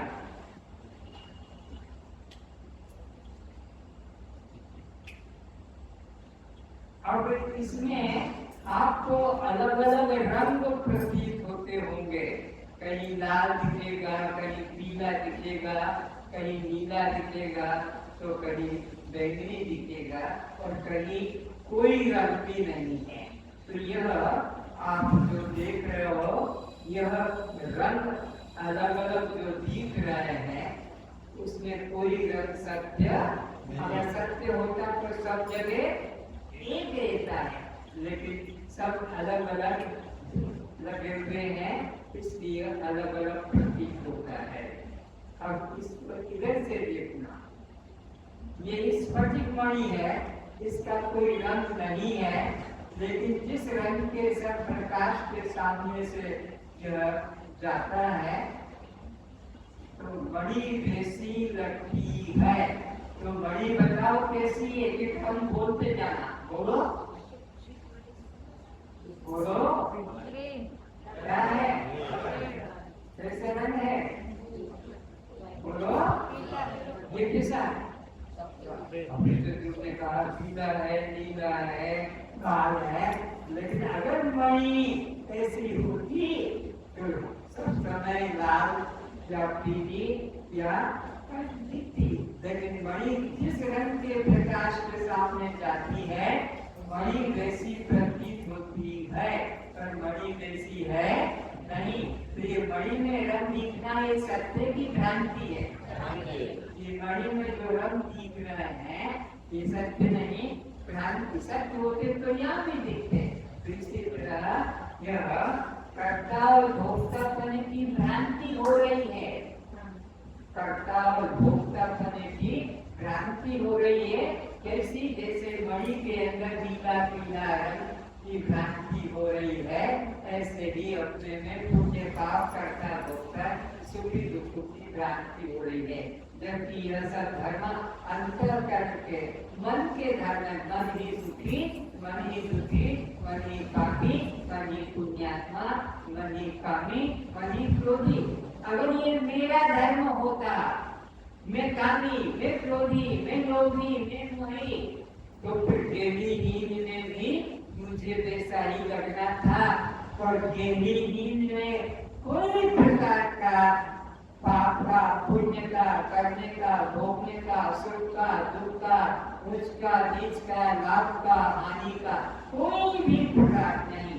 बल्कि सुबह उठकर क्या कहता है, रात में सुख से सोई, रात में सुख से सोया और मुझे कुछ पता नहीं चला, कुछ पता, लेकिन सपने में तो बहुत भेद देखा। जागृत में बहुत भेद देखा। अगर ये भेद सत्य होता मेरा कि मैं कामी हूँ, मैं क्रोधी हूँ, मैं हिंदू हूँ, कि ब्राह्मण हूँ, स्त्री हूँ, कि पुरुष हूँ, शादीशुदा हूँ, कि अविवाहित हूँ, कि विधवा हूँ, गोरा हूँ, अगर ये मेरा धर्म होता तो गहरी नींद में भी मैं तो था, लेकिन ये धर्म वहाँ कुछ भी। तो अगर मेरा धर्म होता तो गहरी नींद में भी ये सब भ्रांतियां, पर गहरी नींद में किसी प्रकार की कोई भ्रांति नहीं। पक्का कर लो ये कोई भी प्रकार की भ्रांति मेरे में न मैं करता, न मैं भोगता, न पापी, न पुण्यात्मा, न स्त्री, न मैं पुरुष, न गोरा, न काला, ये सब भ्रांतियां मन की है। यह सब यहाँ से हटा लेते हैं। यह सब भ्रांति मन की है। मेरे में अगर होता ये सारा धर्म जो मन का धर्म था, ये मेरे में होता तो गहरी नींद में भी मुझे होना, पर गहरी नींद में मैं तो हूँ, फिर रात सुख से सोया, लेकिन वहां पर मन, गहरी नींद में क्या होता है, जागृत में भी मन है, स्वप्न में भी मन है, और सुषुप्ति में मन नहीं रहता है। इसलिए वहाँ कोई मन का धर्म, सुख दुख पुण्य पाप कुछ भी रहता नहीं है। तो पक्का कर लो मैं करता भोगता हूँ। और अब आया है संग भ्रांति। तो संग भ्रांति कहते हैं जिस घड़े का और आकाश का घड़ा बना, तो आकाश भी, आकाश कहते खाली जगह को, तो ये जो घड़ा है और ये आकाश है, ये संग की भ्रांति हो रही है, पर सत्य में संग नहीं है। घड़ा को कोई ले जाएगा तो क्या आकाश जाएगा? आकाश तो सर्वव्यापक है। घड़े को कोई लाएगा तो क्या कोई आकाश भी लेके आएगा? बोलो, घड़ा छोटा तो आकाश छोटा होगा, घड़ा बड़ा तो आकाश बड़ा होगा, कि घड़ा तिकोना लंबा है तो आकाश नहीं होता। तो दूसरा लिया ना, ये टूटेगा नहीं।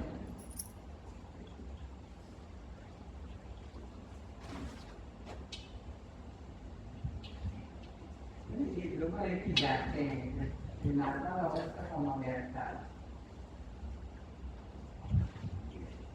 कमरे में ले गया वो। अच्छा, कमरे। तो अब घड़े का कोई धर्म आकाश को, बोलो, घड़ा छोटा बड़ा लंबा लाया ले जाया जाएगा। आकाश न छोटा न बड़ा न लंबा, न आकाश तिकोना, न कोई लाएगा। आकाश असंग है, तुम आत्मा असंग हो। देह का कोई धर्म तुमको स्पर्श नहीं करता है। देह दूर कर सकता, तो देह का कोई भी धर्म आत्मा को स्पर्श नहीं करता है। देह टूटेगा तो आकाश टूटेगा, बोलो, आकाश तो असंग है। देह अगर काला गोरा है तो आकाश काला गोरा नहीं। देह बढ़ता बिगड़ता है, आकाश बढ़ता बिगड़ता। तो देह जन्मता है कि आत्मा जन्मता है? देह आता जाता कि आत्मा जाता आता है? और देह लंबा छोटा होता है कि आकाश लंबा छोटा? और देह मरेगा कि आत्मा मरेगा? बोलो, देह मरे तब में नहीं मरता। क्यों? अजर अमर में आत्मा में, अजर अमर आत्मा हूँ। देह की मृत्यु होती है, तो संग की भ्रांति मन से निकाल देना। चौथी भ्रांति आती है विकार भ्रांति।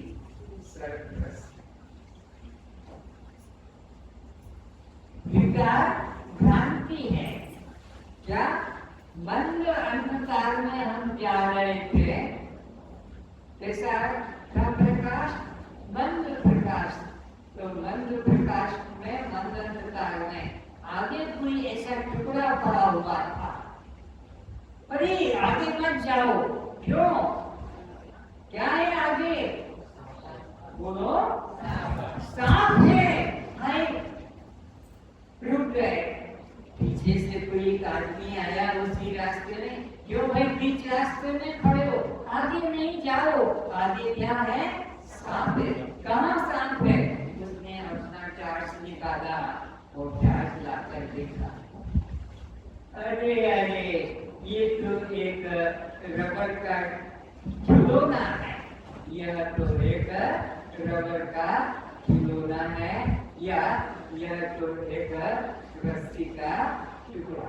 तो रस्सी के टुकड़े में क्या लगा, यह एक सांप है। पड़ा क्या था वहाँ, रस्सी का टुकड़ा पड़ा था, पर अंधकार था। पूरा अंधकार होता तो कुछ भी ना दिखता, पूरा प्रकाश होता तो जो है वही दिख जाता, पूरा प्रकाश होता तो रस्सी दिख जाता, और पूरा का पूरा ही अंधकार होता तो कुछ भी नहीं दिखाई पड़ता। तो दिखाई पड़ रहा है तो यह मंद अंधकार के कारण, तो वह वस्तुतः रस्सी का टुकड़ा है, वह सांप है।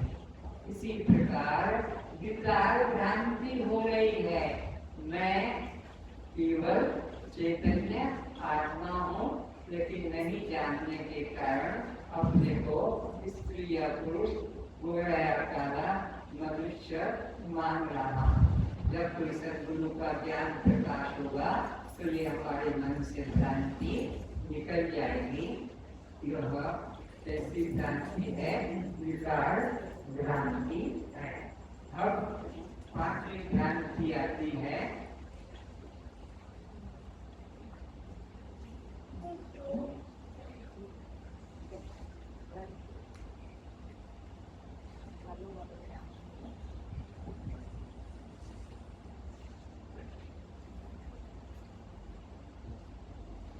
यह अलंकार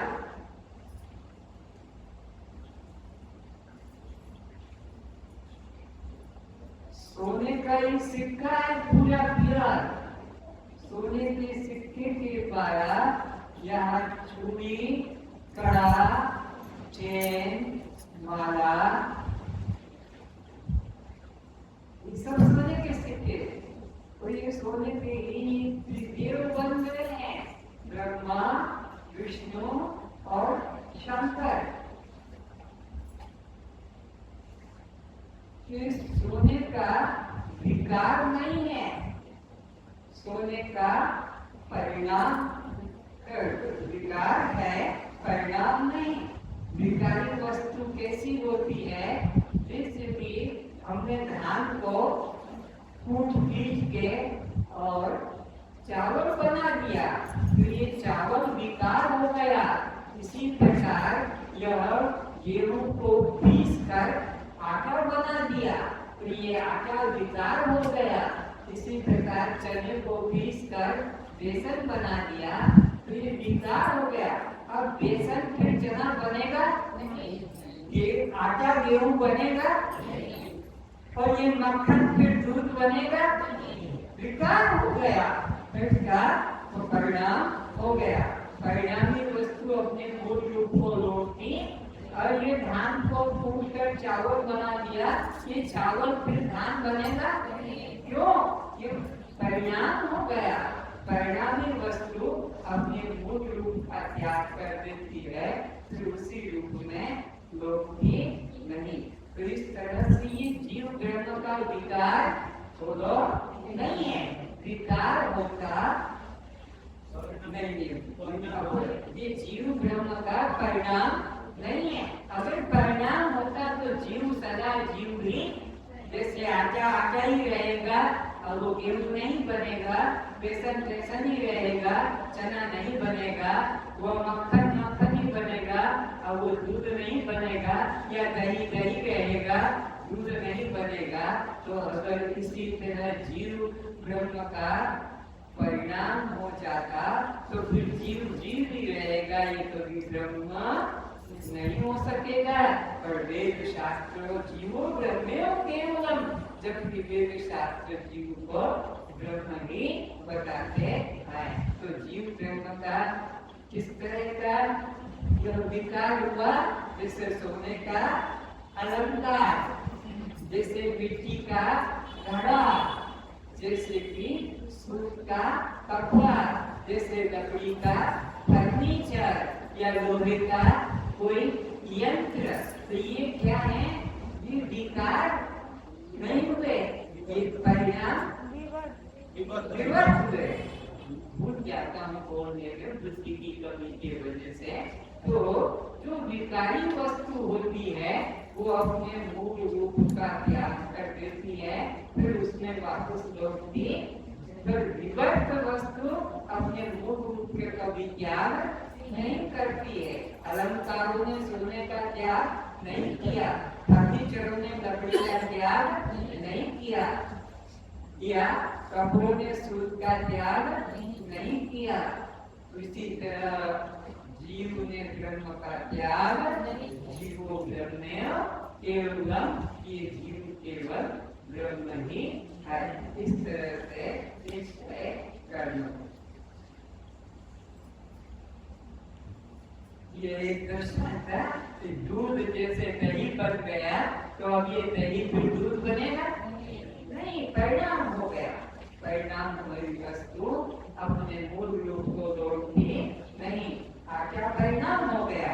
अभी कभी गेहूं बनेगा, बेसन परिणाम हो गया, अभी चना बनेगा नहीं, या तेल मूंगफली का दाना अब नहीं बन सकता, मूंगफली का दाने का तेल बन गया, तो फिर वह परिणाम हो गया।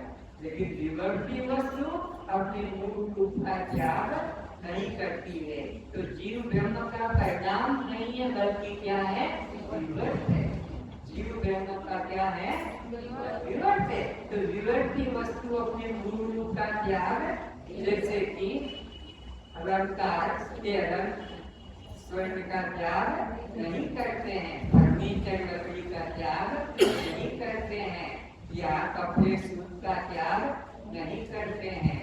इसी तरह जीव ब्रह्म का कभी त्याग जीवो ब्रह्म केवलम।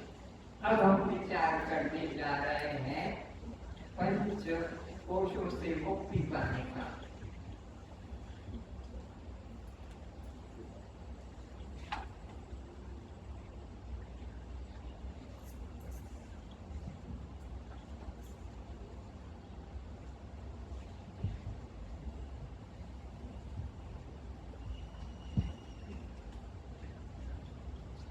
ये जो देख रहे हैं सामने, पंचकोशों के नाम में लिखा चुका हूँ, फिर से लिख लो, नहीं लिखा है तो।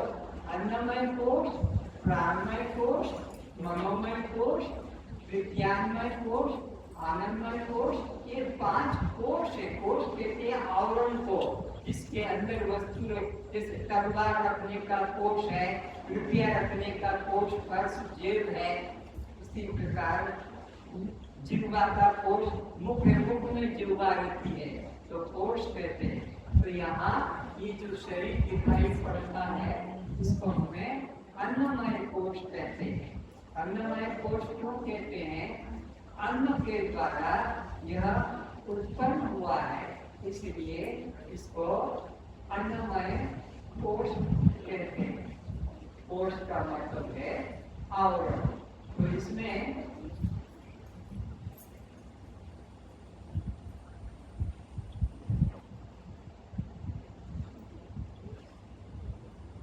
इसे निर्मित हुआ है, ये जो दिखाया पिता माता के वीर्य से निर्मित हुआ है। उसमें फिर रक्त से फिर आया वह अंडाकार के, बच्चा के आकार के अंदर आया, फिर दूध पीना बंद करके फिर अन्न खाने लगा। अन्न खाने के बाद फिर वह पूरा हो गया तो मर गया, फिर मिल गया। तो अन्न से पैदा हुआ, अन्न से पालन हुआ, अन्न से ही उसकी जीवन रक्षा हुई, और अन्न प्रारब्ध समाप्त हो जाने से अन्नमय तब्दीली मिल गया। तो ये अन्नमय कोश है। इसका तुम्हारा क्या संबंध है? ये दृश्य है और तुम इसके दृष्टा हो। कोई बात भूल जाए तो निका याद करा देना। तो इस तरह से इस कोश को जो सामने खड़ा है तुम्हारा हमारा शरीर ये पिता माता से जो हमको प्राप्त हुआ ये अन्नमय कोश है। आत्मा जो है वो पांचों कोशों से, आत्मा यानी तुम पांचों कोशों से अलग हो। कौन कौन से पांच कोश? अन्नमय कोश, प्राणमय कोश, मनोमय कोश, विज्ञानमय कोश और आनंदमय कोश। ये पांच कोश तुम अलग हो, क्या हो वो अभी आगे पता लगेगा। तो अन्नमय कोश में नहीं, मेरा नहीं, यह अन्न से उत्पन्न हुआ या माता पिता के बीज से उत्पन्न हुआ और इस तरह से पांच कोश इसमें आ गए। तो यह मैं नहीं और यह मेरा नहीं, ये लंबा, ये छोटा, ये दुर्बल, ये वो क्या, ये गोरा, ये काला, ये स्त्री या ये पुरुष।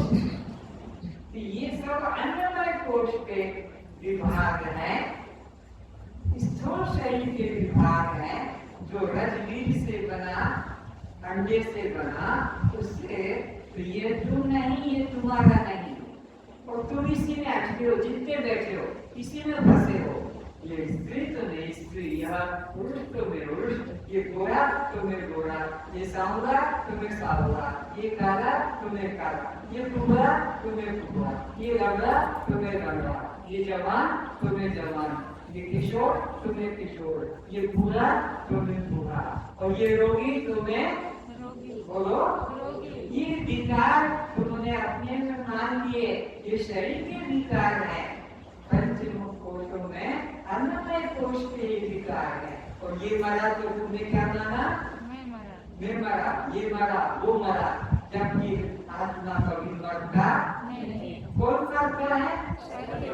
ये अन्नमय कोश ही बनता है। अब इसको आपका क्या संबंध है? ये दृश्य और दृश्य, तो दृष्टा दृश्य से अलग है। देखो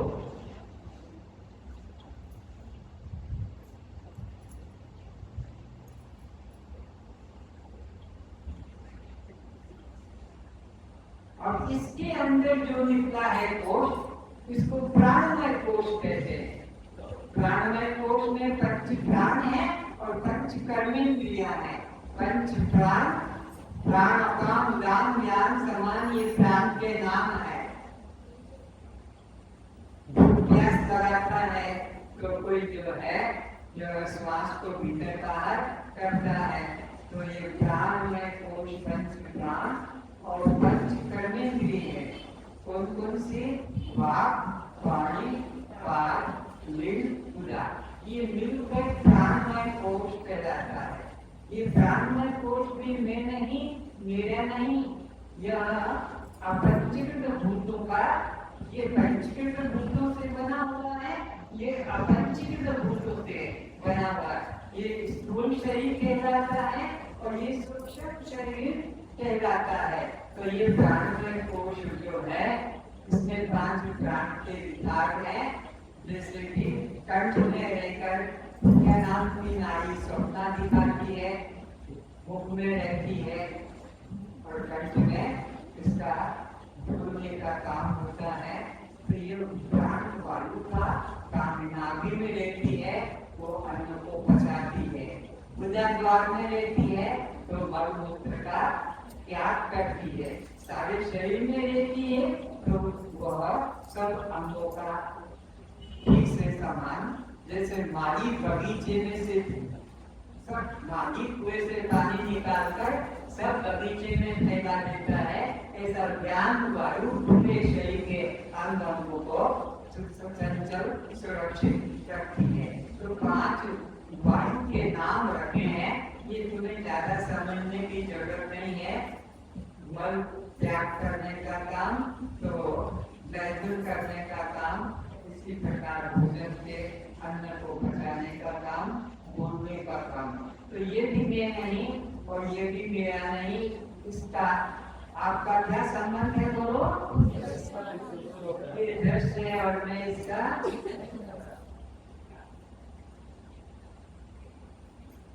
तो ये स्थूल शरीर का, ये सूक्ष्म शरीर का। सूक्ष्म शरीर में तीन कोश है, प्राणमय कोश, मनोमय कोश, इसमें और एक कोश है, उसको कहते हैं विज्ञानमय कोश। प्राणमय कोश, मनोमय कोश और तीसरा है विज्ञानमय कोश। सूक्ष्म शरीर में कितने कोश हैं? और कौन से? प्राणमय, मनोमय और विज्ञानमय। तो अब ये विज्ञानमय और आप कोश का और आपका क्या संबंध है? हम इसके विज्ञानमय कोश मन को कहते हैं, मनोमय कोश इसमें मन है और मनोमय कोश यह आपका दृश्य है।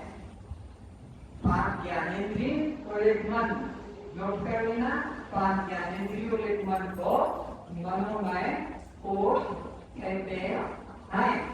और उसी के आगे लिख दो विज्ञानमय कोश। 5 ज्ञानेंद्रिय और एक बुद्धि, 5 ज्ञानेंद्रिय और एक बुद्धि को विज्ञानमय कोश कहते हैं। कभी तो मनोमय कोश पे विचार करते हैं कि ये मनोमय कोश दृश्य है और हम इसके दृश्य हैं। मन का तुम्हारा क्या संबंध है? तुम मन के दृष्टा कैसे हो? बोलो।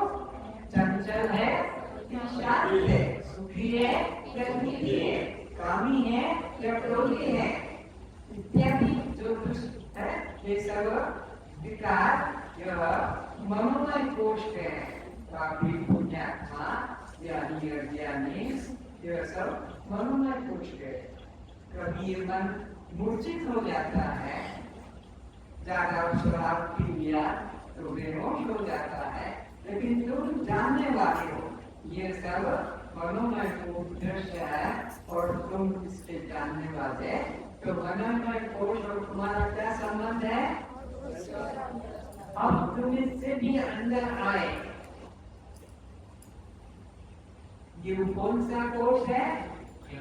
विज्ञानमय कोश। ये तीनों के कलर अलग है, इसका कलर अलग है। ये स्थूल शरीर, ये सूक्ष्म शरीर में 3 कोश है, प्राणमय, मनोमय, विज्ञानमय। विज्ञानमय का मतलब बुद्धि, निश्चय करने वाली। तो यह विज्ञानमय दृश्य है। याद रहता है तो जानते हैं और भूल जाते हैं तो जानते हैं। और यही ज्ञानमय हो जाने से ज्ञान गुरु से प्राप्त करता है और संसार बंधन से मुक्त हो जाता है। विज्ञानमय कोश यह 84 लाख योनियों में घटता था। यह मनोमय कोश, विज्ञानमय कोश उसी का शुद्ध रूप है और मोक्ष पा जाता है ज्ञान का। तो अब इस विज्ञानमय कोश का आपका क्या संबंध है? वो दृश्य और हम इसके विज्ञानमय कोश के कैसे दृष्टा हो? गुरु से ज्ञान नहीं दिया था तब तक तो अपने को दे मानते थे, लेकिन गुरु से ज्ञान दे दिया तो पता लगा कि मैं तो दृष्टा साक्षी आत्मा हूँ, मेरे शरीर में, तो ये शरीर से भी मैं अलग और निकल के आया। ये कौन सा कोश निकला? आनंदमय कोश निकला। तो ये आनंदमय कोश और आपका क्या संबंध है? ये दृश्य है और आप इसके कैसे आनंद आता है तो जानते हैं। आनंद जब भोग करते हैं, घर में पीछे जाते हैं, आज मजा नहीं आया, आज आनंद नहीं आया, आज बड़ा आनंद आया। ये आनंदमय कोश भी मेरा दृश्य है और मैं इसके अलग इसका दृष्टा। जैसे कि मिठाई का सूखा कहाँ है?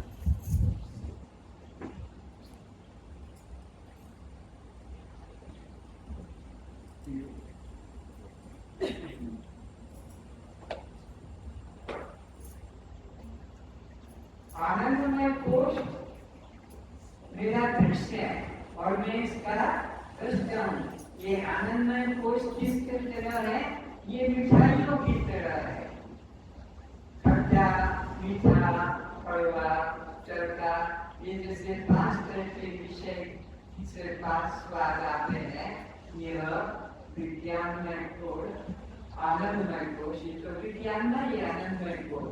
तो ये 5 कोशों का स्वाद लेता है, अनुभव करता है।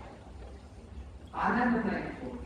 आनंद आता है और कभी नहीं आता। इस आनंदमय कोश का भी तुम्हारा क्या संबंध है? वो सच्चे और तुम उसके तुम दृष्टा कैसे हो? आनंद आने का भी जानते हो और आनंद न आने का भी जानते हो। तो ये भी दृश्य है और तुम इसके दृष्टा हो।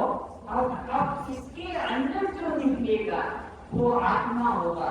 अन्नमय कोश, प्राणमय कोश, मनोमय कोश, विज्ञानमय कोश, आनंदमय कोश। और इस आनंदमय कोश का जो प्रकाशक है वो तुम्हारा स्वरूप स्वयं प्रकाश। इतनी खूब साइंस से ये आनंद घन स्वरूप, तुम्हारा आनंद घन स्वभाव है। ये आनंदमय कोश है, लेकिन ये आनंद घन है। मय और घन का अंतर समझो। जैसे मिठाइयाँ, यह रसमय है। मिठाइयाँ कैसी है? जब रस में डूबेगी तो रसमय, लेकिन मिश्री रस घन है। मिश्री क्या है? रस घन। मिश्री में मिठास के अलावा किसी चीज की कुछ मिलावट। मिश्री शुद्ध रूप में रस है, लेकिन यह मिलावट है। खीर में, बर्फी में, गुलाब जामुन में, रसगुल्ले में, चमचम में जब रस मिलेगा तब ये रसमय होते हैं। अगर इनको छान के अलग अलग दो और चीनी के अंदर जलेबी को, गुलाब जामुन को मत डुबो, तो फिर वो कैसे लगेंगे? मीठी लगेगी कि फीके? रसहीन। रसहीन को रस में डुबाकर रसमय किया, लेकिन मिश्री को किसी में डुबाने की जरूरत, वो मिश्री स्वभाव से ही मीठी है। तो इसी प्रकार जहाँ आनंद मेरा स्वभाव है, आनंद के लिए किसी सामान की जरूरत गहरी नींद में न पति है, न पत्नी है, न पुत्र है, न मित्र है। गहरी नींद में न मकान है, न नौकरी है, न बच्चे, कुछ भी नहीं गहरी नींद में। लेकिन मैं सुख से सोया और मुझे कुछ पता। जब भी रोते रोते सोया था, बेटा मर गया, पति मर गया, पत्नी मर गई, ये सब में सुख माना था और ये मर गए, तो रोते रोते सोया।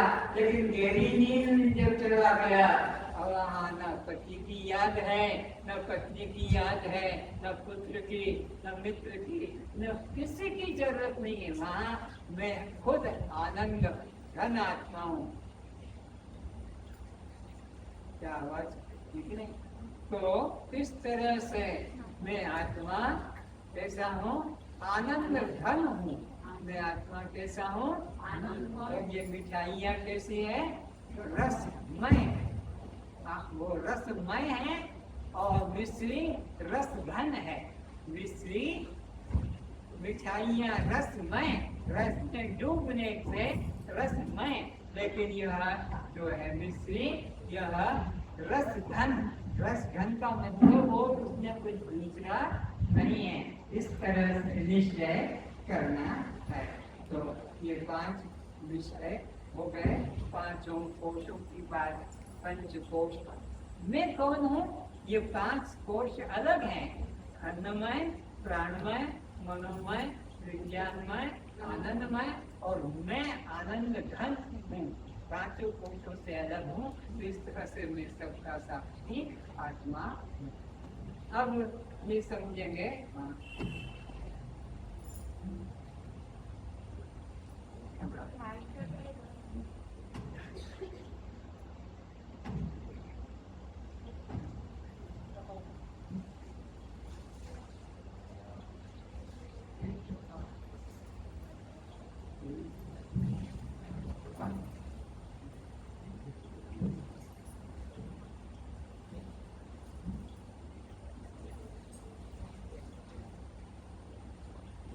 ये पहले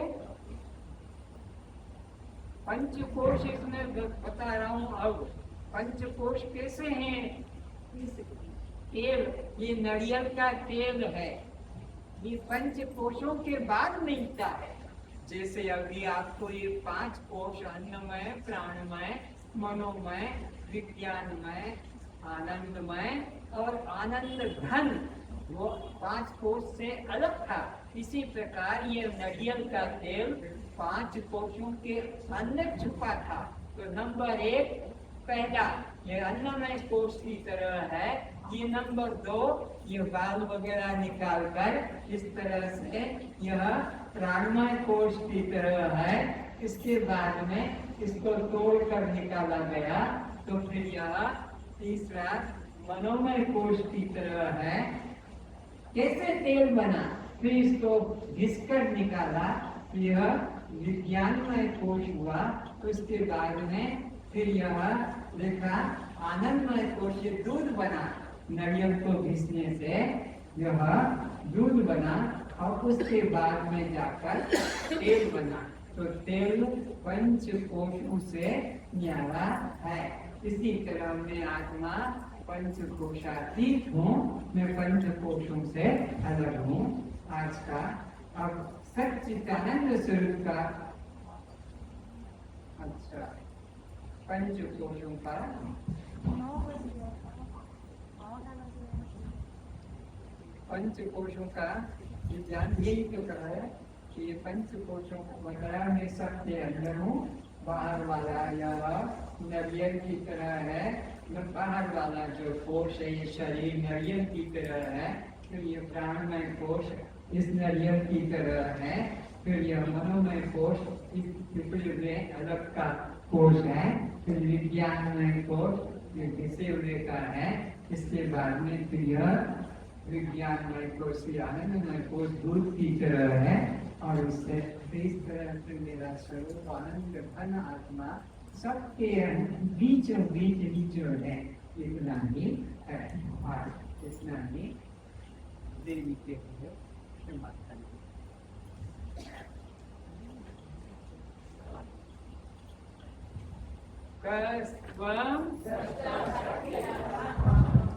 आप जड़ हैं, दृश्य हैं, अनात्मा है, शव है, और प्रकाश है और बद्ध है।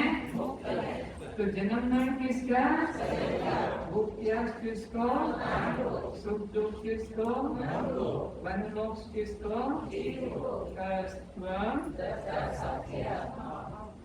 कल आपको महावाक्य शोधन का बोध कराया जाएगा। नोट करें, महावाक्य किसे कहते हैं?